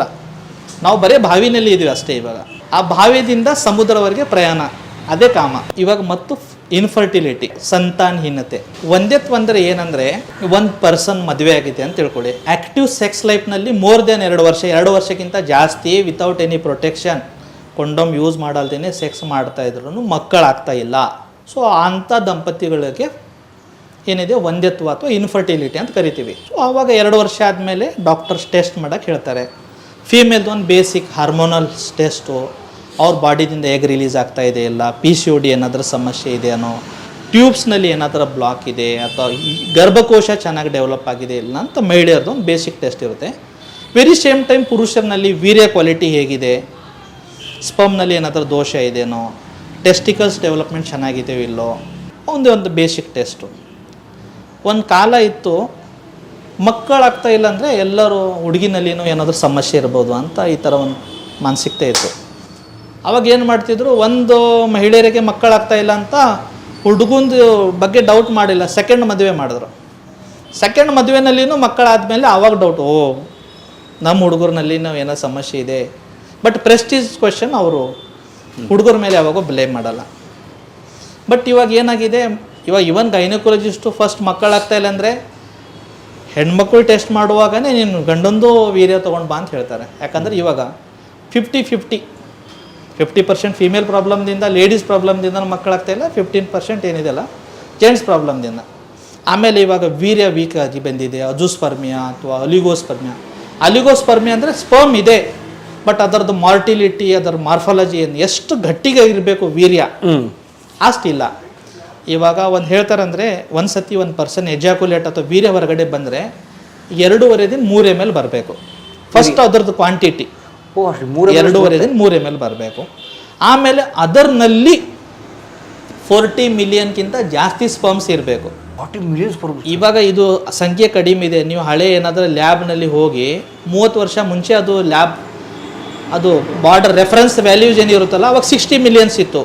ಇವಾಗ ನಮ್ಮ ಹಿರಿಯರು ಹಳೆ ಡಾಕ್ಟ್ರು 60 ಮಿಲಿಯನ್ಸ್ಗೆ ನಾರ್ಮಲ್ ಕರಿತಿದ್ರು. ಇವಾಗ ಅದು ಕಡಿಮೆ ಮಾಡಿಬಿಟ್ಟು 40 ಮಿಲಿಯನ್ಸ್ ಬಂದಿದೆ ಸ್ಟ್ಯಾಂಡರ್ಡು. ಸೊ ಒಂದು ಆಯಿತು ಇದು ಕ್ವಾಂಟಿಟಿ. ಆಮೇಲೆ ಮಾರ್ಫಾಲಜಿ ಅಂತ ಬರುತ್ತೆ. ಮಾರ್ಫಾಲಜಿನಲ್ಲಿ ಅದ್ರದ್ದು ವೀರ್ಯ ಹೇಗಿದೆ ಸ್ಟ್ರಕ್ಚರ್ ವೈಸ್, ವೀರ್ಯಗೆ 3 ಭಾಗ ಮಾಡ್ತಾರೆ. ಒಂದು ಹೆಡ್ಡು, ಆಮೇಲೆ 2ನೇದು ಬಾಡಿ, ಆಮೇಲೆ ಟೇಲು. ಹೆಡ್ ಅಂದರೆ ಹೆಡ್ನಲ್ಲಿನೇ ಏನಿದೆ ಅದು ಪ್ರೋಟೀನ್ ಅಂಶ. ಆ ಹೆಡ್ ಏನಿರುತ್ತೆ ಫಿಮೇಲ್ ಎಗ್ ಜೊತೆಗೆ ಅಟ್ಯಾಚ್ ಮಾಡಿ ಆವಾಗ ಮಿಲನ್ ಆದಮೇಲೆ ಝೈಗೋಟ್ ಅಥವಾ ಗರ್ಭೋತ್ಪತ್ತಿ ಆಗುತ್ತೆ. ಬಾಡಿ ಮತ್ತು ಟೇಲ್ ವೀರ್ಯನಲ್ಲಿ ಯಾಕಿದೆ ಅಂದರೆ ಅದು ಮೋಟಿಲಿಟಿಗೆ. ಇವಾಗ ಯೋನಿದಿಂದ ಗರ್ಭಕೋಶ ಒಳಗಡೆ ಅಲ್ಲಿಂದ ಫೆಲೋಪಿಯನ್ ಟ್ಯೂಬ್ ಒಳಗಡೆ ಟ್ರಾನ್ಸ್ಪೋರ್ಟ್ ಮಾಡೋಕ್ಕೆ ಅದಕ್ಕೆ ಒಂದು ಫ್ಲೋಟ್ ಆಗೋಕ್ಕೆ ಒಂದು ಸ್ಟ್ರಕ್ಚರ್ ಬೇಕು. ಬಾಡಿ ಮತ್ತು ಟೇಲ್ ಬರೀ ಎಲ್ಲಿವರೆಗೆ ಮೀಟ್ ಆಗಬೇಕು ಅಲ್ಲಿ ಟ್ರಾನ್ಸ್ಪೋರ್ಟೇಷನ್. ಒಂದು ಸತಿ ಎಗ್ ಅಟ್ಯಾಚ್ ಆಯ್ತಂದ್ರೆ ಅದು ತಾನೇ ಡೆಸ್ಟ್ರಾಯ್ ಆಗಿಬಿಡುತ್ತೆ. So it's a transporting vehicle ಅಷ್ಟೇ. ಓಕೆ, ಲೈಕ್ ಅವ್ರ PSLV polar satellite launching vehicle, ಒಳಗಡೆ ಸ್ಯಾಟಲೈಟ್ ಇರುತ್ತೆ, ಅದು ಲಾಂಚ್ ಮಾಡೋ ವೆಹಿಕಲ್ ದೊಡ್ಡದಿರುತ್ತೆ ಅಷ್ಟೇ. ಸೊ ಇವಾಗ ಈ ವೀರ್ಯನಲ್ಲಿ ತುಂಬ ಜೆಂಟ್ಸ್ಗೆ ಇದು ಪ್ರಾಬ್ಲಮ್ ಬರ್ತಾ ಇದೆ. ಇವಾಗ ಹೇಗಂದ್ರೆ, ಒಂದು ಕಾಲ ಇತ್ತು, ನಾವು ಪಪಾಯ ಕಟ್ ಮಾಡಿದ್ರೆ ಒಳಗಡೆ ತುಂಬ ಬೀಜಗಳು ಬರ್ತಿತ್ತು. ಹೌದು. ನಾವು ದ್ರಾಕ್ಷ ತೋಟ ಮಾಡಿದವ್ರೆ, ನಾವು ಹುಟ್ಟಿದ್ದು ಬೆಳೆದಿದೆ, ನಮ್ಮ ಫ್ಯಾಮಿಲಿ ರೈತರ ಫ್ಯಾಮಿಲಿ. ನಿಮ್ಮ ಕಡೆ ದ್ರಾಕ್ಷಿ ಜಾಸ್ತಿ. ಸೊ ನಮ್ಮಲ್ಲಿ ದ್ರಾಕ್ಷಿ ಇದ್ದಾಗ ಅವಾಗ ಮುಂಚೆ ಎಲ್ಲ ದ್ರಾಕ್ಷಿನಲ್ಲಿ ಬೀಜ ಬರ್ತಿತ್ತು. ಆಮೇಲೆ ಬರ್ತಾ ದ್ರಾಕ್ಷಿನಲ್ಲಿ ಬೀಜ ಇಲ್ಲ, ಪಪೈನಲ್ಲೂ ಬೀಜ ಇಲ್ಲ, ಕಲ್ಲಂಗಡಿ ಹಣ್ಣಲ್ಲೂ ಬೀಜ ಇಲ್ಲ. ಅಂದರೆ ಹಣ್ಣುಗಳು ಹೇಗೆ ಸೀಡ್ಲೆಸ್ ಆಗಿದೆ, ವೆರಿ ಸೇಮ್ ಟೈಮ್ ಪುರುಷರಾಗಲಿ ಮಹಿಳೆಯರಾಗಲಿ ಸೀಡ್ಲೆಸ್ ಆಗ್ತಾ ಇದ್ದಾರೆ. Fact sir. Seedless humans. ನಮಗೆ ಸೀಡ್ಲೆಸ್ ಹಣ್ಣು ಇಷ್ಟ ಇದೆ, ಆ ಥರನೇ ನಾವು ನಮ್ಮ ಬಾಡಿನೂ ಆ ಥರನೇ ಸೀಡ್ಲೆಸ್ಸೇ ಆಗ್ತಾ ಇದೆ. ಸೀಡ್ಲೆಸ್ ಗಂಡ, ಸೀಡ್ಲೆಸ್ ಹೆಂಡತಿ ಅಂತ ಹೇಳ್ಬೋದು. ಸೊ ಇದು ಸೀಡ್ಲೆಸ್ ಕಾಲ ಈಗ. Yes, seedless. ಅದಕ್ಕೆ ಏನು ಮಾಡ್ತಾರೆ, ಇವೆಲ್ಲ ಹೊಸ ಪ್ಲೇಯರ್ಸ್ ಮಾರ್ಕೆಟ್ನಲ್ಲಿ ಬರ್ತಾರೆ. ನಾನು ಯಾವುದೋ ಸೆಂಟರ್ಗೆ ಬ್ಲೇಮ್ ಮಾಡಲ್ಲ. ಒಂದು ಇಂಡಿಯಾನಲ್ಲಿ ದೊಡ್ಡ IVF ಚೈನ್ಸ್ ಇದೆ, ಅವ್ರದ್ದು ಎಷ್ಟೋ ಮೋರ್ ದೆನ್ 150 ಸೆಂಟರ್ಸ್ ಇದೆ. Basically it is A Malaysian company.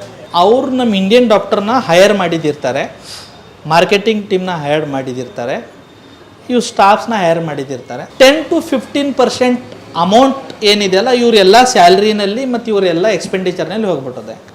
80 to 85% amount ಏನಿದೆಯಲ್ಲ ಯಾವುದೋ ಒಂದು ಮಲೇಷಿಯನ್ ಇನ್ವೆಸ್ಟ್ಮೆಂಟ್ ಕಂಪನಿ ಮಲೇಷ್ಯಾಕ್ಕೆ ತೊಗೊಂಡು ಹೋಗುತ್ತೆ ಇಂಡಿಯಾದಿಂದ. ಇಟ್ ಈಸ್ ಓನ್ಲಿ ಬಿಕಾಸ್ ಇಂಡಿಯಾನಲ್ಲಿ ಮಕ್ಕಳಾಗ್ತಾ ಇಲ್ಲ ಅಂತ. ಸೊ ಇದು ದೊಡ್ಡ ಮಾರ್ಕೆಟ್ ಸರ್ ಇದು. ನಾನು ಹೇಳಿದೆ ಅಲ್ಲ ಸ್ಟಾರ್ಟಿಂಗ್ನಲ್ಲಿನೇ, 1 ಮಂತ್ನಲ್ಲಿ ಬೆಂಗಳೂರಿನಲ್ಲಿನೇ 1000 ಸೈಕಲ್ಸ್ ಆಗುತ್ತೆ. ಯಾಕಂದರೆ ಒಂದು IVF ಸೆಂಟರ್ನಲ್ಲಿ ಕೆಲಸ ಮಾಡೋನು ಒಂದು ಹುಡುಗ, ನನ್ನ ಫ್ರೆಂಡು, ಅವನ ಹತ್ರ ಇದು ಡೇಟಾ ತೊಗೊಂಡೆ ನಾನು. 1000 cycle, 1 cycle is not minimum ಇಲ್ಲ ಅಂದ್ರೂ 2.5 ಲಕ್ಷ. 25 crores 1 ಮಂತ್ಗೆ.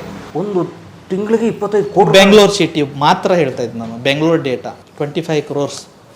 ಆ 25 crores ನಮ್ಮ ಇಂಡಿಯಾನಲ್ಲಿ 2.5 ಕೋಟಿ ನಮ್ಮ ಇಂಡಿಯಾನಲ್ಲಿ ಇರುತ್ತೆ. ಮಿಕ್ಕಿದೆಲ್ಲ ಮಲೇಷ್ಯಾಗೆ ಅರೌಂಡ್ 20-22 crores ದಿ ಅದರ್ಸ್ ಬೇರೆ ಕಂಟ್ರಿ ತೊಗೊಂಡು ಹೋಗ್ತಾರೆ. ಸರ್ ಇವಾಗ ಇಷ್ಟೆಲ್ಲ ದೊಡ್ಡ ಕಾರ್ಪೊರೇಟ್ ಹಾಸ್ಪಿಟಲ್ಸ್ ಇದೆಯಲ್ಲ, ಅವ್ರು ಯಾರೋ ಇಂಡಿಯನ್ಸ್ ಇಲ್ಲ ಸರ್, ಫಾರಿನ್ ಇನ್ವೆಸ್ಟರ್ಸ್ ಇದ್ದಾರೆ ಅದರಲ್ಲಿ. ಹೇಗೆ ನೀವು ಶೇರ್ ಮಾರ್ಕೆಟ್ನಲ್ಲಿ ಇನ್ವೆಸ್ಟ್ ಮಾಡಿಬಿಟ್ಟು ಅದು ರಿಟರ್ನ್ಸ್ ತೊಗೋತೀರಾ, ಅವ್ರು ಹಾಸ್ಪಿಟಲ್ನಲ್ಲಿ ಇನ್ವೆಸ್ಟ್ ಮಾಡ್ತಾರೆ, ಅಲ್ಲಿಂದ ರಿಟರ್ನ್ಸ್ ತೊಗೊಂಡು ಹೋಗ್ತಾರೆ ಅಷ್ಟೇ. So hospital is a pure business today. ಈ ಕೇಸ್ ಡೆಫಿನೆಟ್ಲಿ ಹಾಸ್ಪಿಟಲ್ ಯಾವಾಗದಿಂದನೂ ಬಿಸ್ನೆಸ್. ಆ್ಯಕ್ಚುಲಿ ಮುಂಚೆ ಏನಿತ್ತು ಅಂದರೆ ಎದರ್ನಲ್ಲಿ ದುಡ್ಡು ತೊಗೋಬಾರ್ದಂದ್ರೆ ವಿದ್ಯೆ, ಅದೂ ದೊಡ್ಡ ಮಾರ್ಕೆಟು. ಆಹಾರ, ಹಳ್ಳಿ ಊರಿನಲ್ಲಿ ಯಾವಾಗ ಹೋಟೆಲ್ ಇರಲಿಲ್ಲ. ಅವಾಗ ಯಾರೋ ಒಂದು ಊರಿಂದ ಬೇರೆ ಊರಿಗೆ ಟ್ರಾವೆಲಿಂಗ್ ಮಾಡ್ತಾ ಇದ್ದಾನೆ, ಎಲ್ಲೋ ಹಾಲ್ಟ್ ಮಾಡ್ಬೇಕಂದ್ರೆ ಬಾಪ ನಮ್ಮ ಮನೇಲಿ ಉಳಿ ಅಂತ ಅಲ್ಲಿ ಚೆನ್ನಾಗಿ ಊಟ ಮಾಡಿ ಎಲ್ಲ ಸತ್ಕಾರ ಮಾಡಿ ಬೆಳಗ್ಗೆ ಸ್ನಾನ ಮಾಡಿ ಏನೋ ತಿನ್ನಕ್ಕೆ ಕೊಟ್ಬಿಟ್ಟು ಕಳಿಸ್ತಿದ್ರು. ಕರೆಕ್ಟ್. ಶಿಕ್ಷಣನೂ ಹೋಯ್ತು, ವಿದ್ಯೆ, ಆಹಾರ ಹೋಯ್ತು, ಆರೋಗ್ಯ. ಆಯುರ್ವೇದದಲ್ಲಿ ಏನು ಹೇಳ್ತಾರೆ, ಡಾಕ್ಟರ್ದು ಕೆಲಸ ಏನು ಅಥವಾ ಒಂದು ವೈದ್ಯ ಹೇಗಿರಬೇಕಂದ್ರೆ ಬರೀ ಅರ್ಥ ತೊಗೋಬಾರ್ದು. ಅವನು ಏನು ಹೇಳ್ಬಂದ್ರೆ ಅರ್ಥ ಅಂದರೆ ಹಣ, ಬರೀ ಹಣ ಇಲ್ಲ. ಕ್ವಚಿತಂ ಧರ್ಮಂ, ಸ್ವಲ್ಪ ಧರ್ಮದ ಕೆಲಸ ಮಾಡಬೇಕು. ಅವನು ಯಾರೋ ಬಡವನಿದ್ದಾನೆ, ಅವನ ಹತ್ರ ದುಡ್ಡಿಲ್ಲ, ಬಟ್ ಅವನಿಗೆ ಕಾಯಿಲೆ ಇದೆ ಅಂದರೆ ನನ್ನ ದುಡ್ಡು ಹಾಕ್ಬಿಟ್ಟು ಅವನಿಗೆ ಟ್ರೀಟ್ಮೆಂಟ್ ಚಿಕಿತ್ಸೆ ಮಾಡಬೇಕು. ಕ್ವಚಿತಂ ಧರ್ಮಂ, ಕ್ವಚಿತಂ ಅರ್ಥ ಅಂದರೆ ಸ್ವಲ್ಪ ಹಣ ಗಳಿಸ್ಬೇಕು, ಸ್ವಲ್ಪ ಉಪಜೀವಿಕಾಗಿ. ಕ್ವಚಿತಂ ಅಭ್ಯಾಸಂ, ಅದು ಯಾವುದೋ ಪೇಷಂಟ್ ನೋಡಿಬಿಟ್ಟು ಅವನಿಗೆ ಒಂದು ಎಕ್ಸ್ಪೀರಿಯನ್ಸ್ ಬರುತ್ತೆ. ಕ್ವಚಿತಂ ಮೈತ್ರಿ, ಅವನದೇ ಒಂದು ಪೇಷಂಟ್ ಒಂದು ಒಳ್ಳೆ ಸ್ನೇಹಿತನೂ ಆಗ್ಬೋದು ಫ್ಯೂಚರ್ನಲ್ಲಿ. ಕ್ವಚಿತಂ ಧರ್ಮಂ, ಕ್ವಚಿತಂ ಅರ್ಥಂ, ಕ್ವಚಿತಂ ಮೈತ್ರಂ, ಕ್ವಚಿತಂ ಅಭ್ಯಾಸಿ. ಸೊ ಬರೀ ಅರ್ಥ ಇಲ್ಲ ಇದರಲ್ಲಿ, 4 ಹೇಳಿದ್ದಾರೆ. ಚಿಕಿತ್ಸಾ ನಾಸ್ತಿ ನಿಷ್ಫಲಂ ಅಂತಾರೆ. ಅಂದರೆ ಚಿಕಿತ್ಸೆಯಲ್ಲಿ ಯಾವಾಗೂ ನಿಷ್ಫಲ ಅಂತಿಲ್ಲ. ನೀವು ಏನು ಪೇಷಂಟ್ ನಿಮಗೆ ಏನು ಕೊಟ್ಟಿಲ್ಲ ಅಂದ್ರೂ ಅದು ಧರ್ಮದ ಕೆಲಸ ಆಯಿತು, ಅದರದಿಂದನೇ ನಿನಗೆ ಬ್ಲೆಸ್ಸಿಂಗ್ ಸಿಕ್ತು. ಸೊ ಇವಾಗ ಏನಾಗಿದೆ, ಇವೆಲ್ಲ ನಾನು ಹೇಳ್ದೆಲ್ಲ, ಶಿಕ್ಷಣ ಆಗಲಿ ಅಥವಾ ಫುಡ್ ಇಂಡಸ್ಟ್ರಿ ಆಗಲಿ ಅಥವಾ ಹೆಲ್ತ್ ಸೆಕ್ಟರ್ ಆಗಲಿ, ಸಾಲ್ ಮನಿ ಮೇಕಿಂಗ್ ಸೆಂಟ್. ಇವಾಗ ಎಲ್ಲಕ್ಕಿಂತ ಇದು ಟ್ರಿಲಿಯನ್ಸ್ ಆಫ್ ಇನ್ವೆಸ್ಟ್ಮೆಂಟ್ ಈ 3ನಲ್ಲಿನೇ ಇದೆ. ಯಾವುದು ಬಿಸ್ನೆಸ್ ಆಗಬಾರ್ದು ಅಂತ ಹಿರಿಯರು ಹೇಳಿದ್ರು, ಈಗ ಹೆಚ್ಚು ಬಿಸ್ನೆಸ್ ಅದೇ 3 ಬಿಸ್ನೆಸ್. ಇವಾಗ ಕೋವಿಡ್ ಟೈಮ್ನಲ್ಲಿ ಈ 3 ಬಿಸ್ನೆಸ್ ಬಿಟ್ಟು ಯಾವ ಬಿಸ್ನೆಸ್ ಇತ್ತು ಹೇಳಿ? ಕೋವಿಡ್ನಲ್ಲಿ ಎಲ್ಲ ಲಾಕ್ಡೌನ್ ಇತ್ತು. ಕರೆಕ್ಟ್. ಲಾಕ್ಡೌನ್ನಲ್ಲಿ ಎಲ್ಲಕ್ಕಿಂತ ಜಾಸ್ತಿ ಆನ್ಲೈನ್ ಡೆಲಿವರಿ ಫುಲ್ ಬಿಸ್ನೆಸ್ ಅವಾಗ. ಆಮೇಲೆ ಎಜುಕೇಷನು, ನೀವು ಸ್ಕೂಲ್ ಹೋಗಿಲ್ಲ ಅಂದ್ರೂ ಸ್ಕೂಲ್ ಫೀಸ್ ಕಟ್ಟಿದ್ದೀರಲ್ಲ, ಆನ್ಲೈನ್ ಹೆಸರು ಮೇಲೆ ಮನೆಯಲ್ಲಿ ಮೊಬೈಲ್ ಇಟ್ಕೊಂಡು ಪಾಠ ಮಾಡಿದ್ರು. ವೆರಿ ಸೇಮ್ ಟೈಮ್ ಕೋವಿಡ್ ಟೈಮ್ನಲ್ಲಿ ಎಷ್ಟೋ ಹಾಸ್ಪಿಟಲ್ದವ್ರು ಕೋಟ್ಯಾಧಿಪತಿ ಆದರು. 3 ಜನ ಚೆನ್ನಾಗಿ ದುಡ್ಡು ಮಾಡಿದ್ರು. ಫುಡ್ಡು, ಎಜುಕೇಷನ್, ಆಸ್ಪತ್ರೆ. ಕೋವಿಡ್ ಟೈಮಲ್ಲಿ ದುಡ್ಡು ಚೆನ್ನಾಗಿ ಮಾಡ್ತಾರೆ ಎಲ್ಲರೂ. ಒಂದು ಫೀಮೇಲ್ದು ಏಕ್ ಕ್ವಾಲಿಟಿ ಚೆನ್ನಾಗಿ ಮಾಡಬೇಕಂದ್ರೆ, ಒಂದು ಮಹಿಳೆಯರದು ಏಕ್ ಕ್ವಾಲಿಟಿ 3 ತಿಂಗಳು ಕೊಡಿ ನನಗೆ. ಒಂದು ಪುರುಷರದ್ದು ಬೀಜ ಕ್ವಾಲಿಟಿ ಚೆನ್ನಾಗಿ ಮಾಡಬೇಕಂತ 3 ತಿಂಗಳು ಕೊಡಿ. ನನಗಿಲ್ಲ, ಯಾವುದೋ ಆಯುರ್ವೇದಿಕ್ ವೈದ್ಯರ ಹತ್ರ ಹೋಗಿ ಅವ್ರು ಫಸ್ಟ್ ಏನು ಮಾಡ್ತಾನೆ, ನಿಮ್ಮ ಬಾಡಿದ ಪಂಚಕರ್ಮ ಮಾಡ್ತಾನೆ, ಶೋಧನ ಚಿಕಿತ್ಸೆ ಮಾಡ್ತಾನೆ. ಅದು ಅವನ ಬಾಡಿ ನೋಡ್ಬಿಟ್ಟು ವಮನ ಮಾಡ್ಬೋದು, ವಿರೇಚನ ಮಾಡ್ಬೋದು, ಬಸ್ತಿ ಮಾಡ್ಬೋದು. ಪ್ಯೂರಿಫಿಕೇಶನ್, ಇದು ಡಿಟಾಕ್ಸ್ ಅಂತಾರೆ ನೋಡಿ, ಡಿಟಾಕ್ಸಿಂಗ್. ಅದು ಆದಮೇಲೆ ಸರ್ಟನ್ ಮೆಡಿಸಿನ್ ಕೊಡ್ತಾರೆ. ಶುಕ್ರವರ್ಧಕ, ಬಲ್ಯವರ್ಧಕ, ವಾಜೀಕರಣ ಚಿಕಿತ್ಸೆ. ಆವಾಗ ಏನಾಗುತ್ತೆ, 3 ಮಂತ್ಸ್ನಲ್ಲಿನೇ ನಿಮ್ಮ ಸ್ಪರ್ಮ್ನ ನೀವು ಚೇಂಜ್ ಮಾಡ್ಬೋದು. ನಮ್ಮ ಬಾಡಿದೇನು ಪೇಶಿಗಳಿದೆಯಲ್ಲ, ಎಷ್ಟೋ ಟ್ರಿಲಿಯನ್ ಸೆಲ್ದು ನಮ್ಮ ಪೇಶಿ. ನನ್ನ 6 ಮಂತ್ ಬಿಫೋರ್ ನಂದೇನು ಪೇಶಿಗಳಿದೆಯಲ್ಲ, ಇವಾಗ ನಾನು ಬೇರೆಯೇ ಇದ್ದೀನಿ. 6 ತಿಂಗಳು ಆದಮೇಲೆ ನಾನು ಬೇರೆಯೇ ಇರ್ತೀನಿ. ಅದೇ ಪೇಶಿ ನನ್ನ ಬಾಡಿನಲ್ಲಿ ಉಳಿಯಲ್ಲ. ಸೊ ಆಯುರ್ವೇದನಲ್ಲಿ ಯಾವಾಗ ಕಾಯ ಚಿಕಿತ್ಸೆ ಅಂತ ಬ್ರ್ಯಾಂಚ್ದು ಡೆಫಿನೇಷನ್ ಕೊಡುವಾಗ, ಶರೀರ ಬಗ್ಗೆ ಹೇಳುವಾಗ ಏನು ಹೇಳಿದ್ದಾರೆ ಅಂದರೆ, ಚೀರನಾತಿಥಿ ಶರೀರ ಅಂತ. ಆ ವಸ್ತು ಪ್ರತಿಯೊಂದು ಕ್ಷಣಕ್ಕೆ ಸಾಯ್ತಾ ಇರುತ್ತೆ, ಅದೇ ಶರೀರ. ಸೊ ಇವತ್ತು ನಂದು ಸ್ಕಿನ್ ಇದು ಇರ್ಬೋದು, 10-15 ದಿವಸ ಆದಮೇಲೆ ಇದು ಸತ್ತೋಗ್ಬಿಟ್ಟು ಬೇರೆದೇ ಬರುತ್ತೆ. ಆಮೇಲೆ ಒಂದು 15 ದಿವಸ ಆದಮೇಲೆ ಬೇರೆದೇ ಆಗುತ್ತೆ. Is U S return, sir ನನಗೆ ನಿನ್ನೆ ಮಗು ಆಯಿತು ನಿಮ್ಮ ಟ್ರೀಟ್ಮೆಂಟ್ದಿಂದಾನೆ ಅಂತ. ಸೊ ಈ ಥರ ಇದ್ದರೆ ಅದು ಪೇಷಂಟ್ ಐಡೆಂಟಿಟಿನ ನಾನು ಕಟ್ ಮಾಡಿಬಿಟ್ಟು ಇದು ವಾಟ್ಸಪ್ ಸ್ಟೇಟಸ್ ಇಡ್ತೀನಿ. ಆ ಥರ ಸ್ಟೇಟಸ್ ನೋಡಿಬಿಟ್ಟು ಇಷ್ಟೆಲ್ಲ ಮಾಡಿದ್ದೀವಿ, ಐ ಕಾಂಟ್ ವಿ ಟ್ರೈ ಅಂತ ಅವ್ರ ಅಕ್ಕನ ಅವ್ರ ಭಾವನ ಕರ್ಕೊಂಡು ಬಂದಿದ್ರು ನಮ್ಮ ಹತ್ರ, ಒಬ್ಬರು ಹಾಸ್ಪಿಟಲ್ ಸ್ಟಾಫೇ. ನಾನು ಹೇಳಿದೆ, ಒಂದು 3 ಮಂತ್ಸ್ ಚಿಕಿತ್ಸೆ ಮಾಡಿದೆ, ಸಕ್ಸಸ್ ಆಯಿತು, ಗರ್ಭಧಾರಣೆ ಆಯಿತು. Complicated pregnancy. ಅವರು 48 ವರ್ಷ ಮಹಿಳೆಯರ ಏಜು, ಭಾವ 52 ವರ್ಷ, ದಾವಣಗೆರೆ ಕಡೆಯವರು. ಒಳ್ಳೆಯ ಪ್ರಾಪರ್ಟಿ ಇದೆ, ಅವರಿಗೆ ಮಗು ಇರಲಿಲ್ಲ. ಅದೇ ಒಂದು ದುಃಖ ಇತ್ತು ಅವ್ರ ಲೈಫ್ನಲ್ಲಿ. 52 ವರ್ಷ ಅವ್ರ ಭಾವಾಗೆ, ಅವ್ರ ಸಿಸ್ಟರ್ಗೆ 48. ಈ ಗಂಡು ಪಾಪು ಆಯಿತು. ನಾವು they are very happy. It is all possible due to Ayurveda. ಇದು ಪುರಾತನ ಕಾಲದಿಂದ ಬಂದಿದ್ದು ವಿದ್ಯೆ ಹೇಳ್ತಾರೆ. ಆಯುರ್ವೇದ ವಿದ್ಯೆ ಏನು ಬಂದಿದ್ದು ಬ್ರಹ್ಮದಿಂದ ಬಂದಿದೆ ಅಂತ ಹೇಳ್ತಾರೆ. ಇವಾಗ ಒಂದು ಸೈನ್ಸ್ ಏನು ಹೇಳುತ್ತೆ, 10 ವರ್ಷ ಮುಂಚೆ ಯಾವುದೋ ಒಂದು ಪರ್ಟಿಕ್ಯುಲರ್ ಟ್ಯಾಬ್ಲೆಟು ತುಂಬ ಚೆನ್ನಾಗಿದೆ ಅಂತ ಹೇಳುತ್ತೆ. 10 ವರ್ಷ ಆದಮೇಲೆ ಈ ಟ್ಯಾಬ್ಲೆಟ್ ಬೇಡ, ಇದರಿಂದ ಎಷ್ಟೋ ಪ್ರಾಬ್ಲಮ್ ಆಗ್ತಾಯಿದೆ, ಕಿಡ್ನಿ ಡ್ಯಾಮೇಜ್ ಆಗ್ತಾಯಿದೆ. ಇವಾಗ ಒಂದು sugar tablet, very commonly used molecule ಇಂಡಿಯಾನಲ್ಲಿ, ನೀರು ತಲ ಕೊಟ್ಟರು 10 ವರ್ಷದಿಂದ. ಇವಾಗ ಏನು ಹೇಳ್ತಾ ಇದ್ದಾರೆ ಅಂದರೆ ಅದರದಿಂದನೇ ರೀನಲ್ ಪೇಷಂಟ್ ಜಾಸ್ತಿ ಆಗ್ತಾಯಿದೆ, ಕಿಡ್ನಿ ಫೇಲ್ಯೂರ್ ಜಾಸ್ತಿ ಆಗ್ತಾಯಿದೆ. ಬಟ್ ಚೇಂಜ್ ಮಾಡ್ತಾರೆ. ಆಯುರ್ವೇದನಲ್ಲಿ ಆತಲ್ಲ, ಇದು ಶಾಶ್ವತ್. 5000 ಹಳೆ ವರ್ಷ ಮುಂಚೆನೂ ಅಶ್ವಗಂಧ ಅಂತ ಹೇಳಿದ್ದಾರೆ, ಇವಾಗ ಅದೇ ಅಶ್ವಗಂಧ ನಡೀತಾ ಇದೆ, ಅಶ್ವಗಂಧನೇ ನಡೀತಾ ಇದೆ. ಇದಕ್ಕೆ ಅಥರ್ವವೇದದ ಉಪವೇದ ಅಂತ ಹೇಳ್ತಾರೆ. ನಮ್ಮ ಹಿಂದೂ ಪರಂಪರೆಯಲ್ಲಿ 4 ವೇದ ಏನು ಹೇಳಿದಾರಲ್ಲ, ಋಗ್ವೇದ, ಯಜುರ್ವೇದ, ಸಾಮವೇದ, ಅಥರ್ವೇದ. ಅಥರ್ವವೇದ ಅದೇ ಉಪವೇದ ಅಂತ ಆಯುರ್ವೇದನ ಹೇಳಿದ್ದಾರೆ. ಅದರದ್ದೇ ಒಂದು ಸಬ್ ಬ್ರ್ಯಾಂಚ್. ಸೊ ಅಷ್ಟು ಪುರಾತನ ಸೈನ್ಸು. ಇವಾಗ ತುಂಬ ಜನ ಇದಕ್ಕೆ ಆಕ್ಸೆಪ್ಟ್ ಮಾಡೋರು ಇದ್ದಾರೆ, ತುಂಬ ಜನ ತುಂಬ ಸ್ಲೋ ಇರುತ್ತಪ್ಪ ಆಯುರ್ವೇದಿಕ್ ಟ್ರೀಟ್ಮೆಂಟ್ ಅಂದರೆ ಸ್ಲೋ ಆಗಿ ಇರುತ್ತೆ ಅಂತ. ಈಗ ಒಂದು ದಂಪತಿಗಳಿಗೆ 11 ವರ್ಷ 12 ವರ್ಷ ಮಕ್ಕಳಾಗಿರಲಿಲ್ಲ, 3 ತಿಂಗಳಿನಲ್ಲಿನೇ ಗರ್ಭಧಾರಣೆ ಅಂತ. ಮತ್ತು ಸ್ಲೋ ಇತ್ತಾ ಫಾಸ್ಟ್ ಇದೆ ಇದು? ಪರ್ಮನೆಂಟ್ ಸೊಲ್ಯೂಷನ್ ಅಲ್ಲ, ಸೈಡ್ ಎಫೆಕ್ಟ್ ಇಲ್ಲ. ಮೇನ್ಲಿ ಏನಂದ್ರೆ ಸೈಡ್ ಎಫೆಕ್ಟ್ ಇಲ್ಲ. ಕಾಸು ಕೊಡ್ತೀನಿ ಎಷ್ಟು ಬೇಕಾದ್ರೂ ತಕ್ಷಣ ಮಾಡು. ಇವತ್ತು ನಾಳೆ ಏನಾಗಿದೆ, ಎಲ್ಲರ ಹತ್ರ ಒಂದು ಅಹಂ ಭಾವ ಆಗಿದೆ. ಅಹಂ ಅಂದರೆ ಈಗೋ ಜಾಸ್ತಿ. ಇವಾಗ ಏನಂದರೆ, ಇವಾಗ ನಾನು ಎಲ್ಲೋ ಹೋಗ್ತಾ ಇದ್ದೀನಿ, ನಾನೇ ಇವಾಗ ಬೆಂಗಳೂರಿನಲ್ಲಿ 15-16 ವರ್ಷ ಆಯಿತು. ಮುಂಚೆ ಬೆಂಗಳೂರಿನಲ್ಲಿ ಕಾರ್ ಡ್ರೈವ್ ಮಾಡುವಾಗ, ಬೈಕ್ ಡ್ರೈವ್ ಮಾಡುವಾಗ ಇಷ್ಟು ಪ್ರಾಬ್ಲಮಿಗೆ ಕಿರಿಕೆ ಆಗ್ತಿರ್ಲಿಲ್ಲ. ಇವಾಗ ಸಣ್ಣ ಸಣ್ಣ ವಿಷಯಕ್ಕೆ ಯಾರು ಹಿಂಗೆ ಆಟೋದವ್ನು ಬಂದಿನ ಸ್ವಲ್ಪ ಮುಂದಿನ ಹೋಗಿದ್ದಾನಂದ್ರೆ ಅವನ ಜೊತೆ ಗಲಾಟೆ, ಏನೋ ಹಾಂ ಹಂ ಭಾವ ಜಾಸ್ತಿ. ಇವಾಗ ನೋಡಿ ರೋಡ್ ಗೇಜಸ್ ಕೇಸಸ್ ಎಷ್ಟಾಗ್ತಿದೆ ಬೆಂಗಳೂರಿನಲ್ಲಿ. ಮುಂಚೆ ಆಯ್ತು ಸರ್, ಹೋಗಿ ಸರ್, ಹೋಗಿ ಬನ್ನಿ ಸ್ವಾಮಿ, ಬನ್ನಿ, ಹೋಗಿ. ಈ ಥರ ನಾವು ಆ್ಯಕ್ಚುಲಿ ಹೇಳಬೇಕಂದ್ರೆ ನಾವು ಕನ್ನಡಿಗರು ಏನಿದ್ದೀವಲ್ಲ, ನಾವು ಇಡೀ ಸೃಷ್ಟಿನ, ಇಡೀ ಪ್ರಪಂಚನ ನಾವು ಆಕ್ಸೆಪ್ಟ್ ಮಾಡ್ತೀವಿ. ಯಾರಿಗೂ ಪಾಪ ನಾವು ಯಾವಾಗ ಇದು ಇಲ್ಲ. ನೀವು ಅದೇ ಬಾಂಬೆನಲ್ಲಿ ಹೋಗಿ, ಅದೇ ನೀವು ಚೆನ್ನೈನಲ್ಲಿ ಹೋಗಿ. ನಾನು ಕೊಯಂಬತ್ತೂರು ಹೋಗಿದ್ದೆ ಒಂದು ಟೈಮು. ಅಲ್ಲಿ ನನಗೆ ತಮಿಳು ಬರ್ತಿರಲಿಲ್ಲ ಹೇಳಬೇಕಂದ್ರೆ. ಇಂಗ್ಲೀಷ್ ನಾನು ಕಾಲೇಜ್ ಟೈಮ್ನಲ್ಲಿ ಅಷ್ಟು ಚೆನ್ನಾಗಿರಲಿಲ್ಲ. ಸ್ವಲ್ಪ ಹಿಂದಿ, ಯಾಕಂದ್ರೆ ನಾವು ಉತ್ತರ ಕರ್ನಾಟಕ ಬೆಳೆದಿದ್ವಿ ಅಂದ್ಕೊಂಡು ಹಿಂದಿ ಸ್ವಲ್ಪ ಬರ್ತಿತ್ತು. ಹಿಂದಿನಲ್ಲಿ ಕೇಳಿದೆ ಅಲ್ಲಿ ಹೇಗೆ ಹೋಗ್ಬೇಕಂತ, ರೆಸ್ಪಾನ್ಸೇ ಇಲ್ಲ ಸರ್. ಇವಾಗ ನಾನು ಹಿಂದಿನಲ್ಲಿ ಬೆಂಗಳೂರಿನಲ್ಲಿ ಯಾರಿಗಾರ ಕೇಳಿ ಅವನಿಗೆ ಹಿಂದಿ ಬರಲಿ ಬಿಡಲಿ, ಐಸೆ ಜಾವ್ ಭಯ್ಯ, ಐಸೆ ಜಾವ್, ಸ್ಟ್ರೇಟ್ ಜಾವ್ ಅಂತ ಹೇಳ್ತಾನೆ. ಅಂದರೆ ನಾವು ಎಲ್ಲನ ತುಂಬ ಬೇಗ ಆಕ್ಸೆಪ್ಟ್ ಮಾಡ್ತೀವಿ. ಬಟ್ ಆಕ್ಸೆಪ್ಟ್ ಮಾಡ್ತಾ ಇದ್ದ ಸಮ್ ಟೈಮ್ ಏನಾಗುತ್ತೆ, ಅದು ಒಂದೊಂದು ಸರ್ತಿ ಜನ ಅದಕ್ಕೆ ರಾಂಗ್ ಯೂಸ್ ಮಾಡ್ಕೋತಾರೆ ಅಷ್ಟೇ.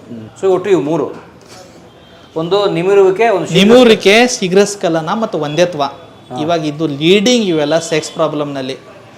ಎಷ್ಟೋ ಜನ ಇದು 3 ದಿನದನೇ ಕೋಟ್ಯಾಧೀಶರಾಗಿದ್ದಾರೆ, ಬೆಂಗಳೂರಿನಲ್ಲಿ ಆಗಲಿ, ಇಡೀ ಇಂಡಿಯಾನಲ್ಲಿನೇ ಆಗಲಿ. ಮತ್ತು ಎಲ್ಲರ ಪ್ರಾಬ್ಲಮ್ ಇದು. ಸ್ಟಡಿ ಏನು ಹೇಳುತ್ತೆ ಅಂದರೆ, ಇವಾಗ 40 ದಿನ 50% ಜನ ಏನಿದೆಯಲ್ಲ, ಇತ್ತೀಚೆಗೆ young age group of 25 to 40 years ಗ್ರೂಪ್ದವರು ಸಮ್ ಆರ್ ಅದರ್ ಸೆಕ್ಸುವಲ್ ಇಶ್ಯೂದಿಂದ ಅವ್ರು they are suffering. It could be just ಒಂದು ಎರೆಕ್ಟೈಲ್ ಡಿಸ್ಫಂಕ್ಷನ್, ರಿಮೋರ್ ದೌರ್ಬಲ್ಯತೆ ಇರ್ಬೋದು, ಶೀಘ್ರಸ್ಖಲನ ಇರ್ಬೋದು, ವೆರಿ ಸೇಮ್ ಟೈಮ್ ಇದು ಇನ್ಫರ್ಟಿಲಿಟಿ ಇರ್ಬೋದು. ಸೊ ಇದಕ್ಕೆ ಕರೆಕ್ಟಾಗಿ ಯಾವ ಡಾಕ್ಟರ್ ಹತ್ರನೂ ಹೋಗೋದು ಅವಶ್ಯಕತೆ ಇಲ್ಲ. ಒಂದು 6 ಮಂತು ಇದೂ ನನ್ನ ಬಾಡಿ ಈಸ್ ಮೈ ಇನ್ವೆಸ್ಟ್ಮೆಂಟ್ ಅಂತ ಹೇಳಿಬಿಟ್ಟು, ಇವಾಗ ಫಾರ್ ಎಕ್ಸಾಂಪಲ್ ನೀವು ಒಂದು ಮನೆ ಮಾಡ್ಕೊಂಡಿದ್ದೀರ ಅಂತ ತಿಳ್ಕೊಳ್ಳಿ.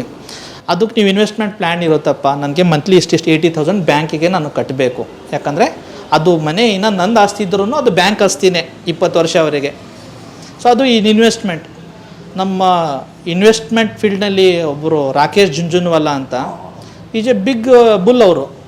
ಅವ್ರು ಲಾಸ್ಟಿಗೆ ಜಸ್ಟ್ ಸಾಯಕ್ಕಿಂತ 6 ತಿಂಗಳ ಮುಂಚೆ ಅವ್ರಿಗೆ ಹೇಳ್ತಾರೆ, ಸರ್ ನಿಮಗೆ ಇಂಟರ್ವ್ಯೂವರ್ ಕೇಳ್ತಾರೆ, ಸರ್ ನಿಮಗೆ ಏನು ಅನಿಸ್ತು, ಯಾವ ಫೀಲ್ಡ್ನಲ್ಲಿ ನೀವು ಇನ್ವೆಸ್ಟ್ಮೆಂಟ್ನಲ್ಲಿ ತಪ್ಪೋಯ್ತು, ನೀವೆಲ್ಲರಲ್ಲಿ ಕಿಂಗೇ ಇದ್ದೀರಾ.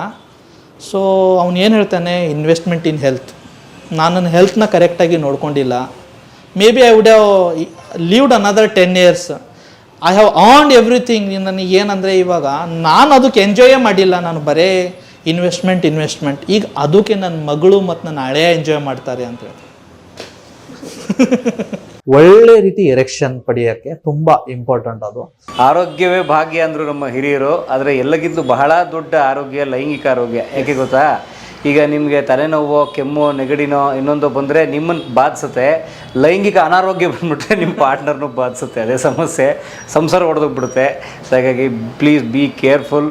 ಸೊ ಆರೋಗ್ಯ ಬಹಳ ಇಂಪಾರ್ಟೆಂಟು, ಲೈಂಗಿಕ ಆರೋಗ್ಯ ಅದಕ್ಕಿಂತ ಇಂಪಾರ್ಟೆಂಟು. ಸೊ ಜೀವನ ಕ್ರಮ ಕರೆಕ್ಟಾಗಿರ್ಬೇಕು ಅನ್ನೋದೇ ನಮ್ಮ ಡಾಕ್ಟರ್ ಹೇಳಿದ್ದು. ನೋಡಿ ಎಷ್ಟು ಒಳ್ಳೆ ಅದ್ಭುತ ಡಾಕ್ಟರ್ ಅವರು ಅಂತಂದರೆ, ನನ್ನ ಹತ್ರ ಬನ್ನಿ, ನಾನು ಕೇಳೋದೇ ಇಲ್ಲ, ನೀವು ಡೋಂಟ್ ಕಮ್, ನಮ್ಮ ಹತ್ರ ಬರಬೇಡಿ. ಆ ಆಯುರ್ವೇದದಲ್ಲಿ ಅದೇ ಇರೋವಂಥದ್ದು, ಬರಬೇಡಿ. ನಿಮ್ಮ ಜೀವನ ಕ್ರಮ ಸರಿ ಮಾಡ್ಕೊಳ್ಳಿ. ನಿಮ್ಮ ಅಡುಗೆ ಮನೆಯಲ್ಲಿ ನಿಮ್ಮ ಲೈಂಗಿಕ ಆರೋಗ್ಯಕ್ಕೆ ಬೇಕಾಗಿರುವಂಥದ್ದಿದೆ, ನಿಮ್ಮ ಬದುಕಲ್ಲೇ ಇದೆ ಹಾಗೆ ಅಂತೇಳಿ. ಸೊ ಹಾಗಾಗಿ ಎಲ್ಲ ಭ್ರಮೆಗಳನ್ನು, ಮಿತ್ತುಗಳನ್ನು ಬಿಟ್ಟುಬಿಡಿ. ನಂದು 8 ಇಂಚ್ ಇರಬೇಕು, 2 ಅವರ್ ಮಾಡಬೇಕು ಅಥವಾ ಆಗಿರ್ಬೇಕು, ಇದೆಲ್ಲ ಬಿಟ್ಟು B practical, B educated, be aware ಅಂತ ಹೇಳ್ತಾ ಡಾಕ್ಟರ್ ನಾರಾಯಣ ಮುದ್ಗಾಲೆ ಅವರಿಗೆ ಸರ್ ಭಾಳ ಧನ್ಯವಾದ.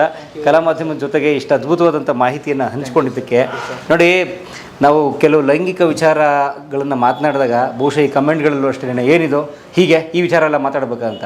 ದೇಶದ ಪಾಪ್ಯುಲೇಷನ್ ಬೆಳೀತಾನೆ ಇದೆ, ಹೆಂಗೆ ಬೆಳೀತಿದೆ? ಈ ದೇಶ ಇಡೀ ಜಗತ್ತಿಗೆ ಕಾಮಸೂತ್ರವನ್ನು ಪರಿಚಯಿಸಿದ ದೇಶ. ಕಾಮ ಅಥವಾ ಲೈಂಗಿಕ ಜೀವನ ಅನ್ನುವುದನ್ನು ಒಂದು ಚೌಕಟ್ಟಲ್ಲಿ ಒಂದು ಶಾಸ್ತ್ರವನ್ನಾಗಿ ಮಾಡಿ ಜಗತ್ತಿಗೆ ಕೊಟ್ಟ ದೇಶ ಇದು. ಅಂಥ ಮುನಿ, ನಮ್ಮ ವಾತ್ಸಾಯನ ಮುನಿಗಳು ಇದ್ದ ದೇಶ ಇದು. ಆ ದೇಶ ನಾವಿನ್ನೂ ಕಾಮದ ಬಗ್ಗೆ ಮುಚ್ಚಿಟ್ಕೊಂಡು ಮಾತಾಡ್ತಾ ಇರ್ತೀವಿ. ತಪ್ಪಲ್ಲ, ಆದರೆ ಇವುಗಳು ಓಕೆ, ಇವು ನಮ್ಮ ಜೀವನದ ಅವಿಭಾಜ್ಯ ಅಂಗ. ನೋಡಿ, ಒಂದು ಜೀವಿ ಅಂತಂದರೆ ಊಟ, ನಿದ್ರೆ, ಮೈಥುನ ಭಾಳ ಇಂಪಾರ್ಟೆಂಟ್ ಅಂತೆ. ಊಟ, ನಿದ್ರೆ, ಮೈಥುನ ಮೀನ್ಸ್ ಲೈಂಗಿಕತೆ, ಇವು 3 ಇಂಪಾರ್ಟೆಂಟ್ ಅಂತೆ. ಸೊ ಅವು 3 ನಾವು ಚೆನ್ನಾಗಿಟ್ಕೊಂಡ್ರೆ ಬಹುತೇಕ ಅನೇಕ ಆರೋಗ್ಯ ಸಮಸ್ಯೆಯಿಂದ ದೂರ ಇರ್ಬೋದು.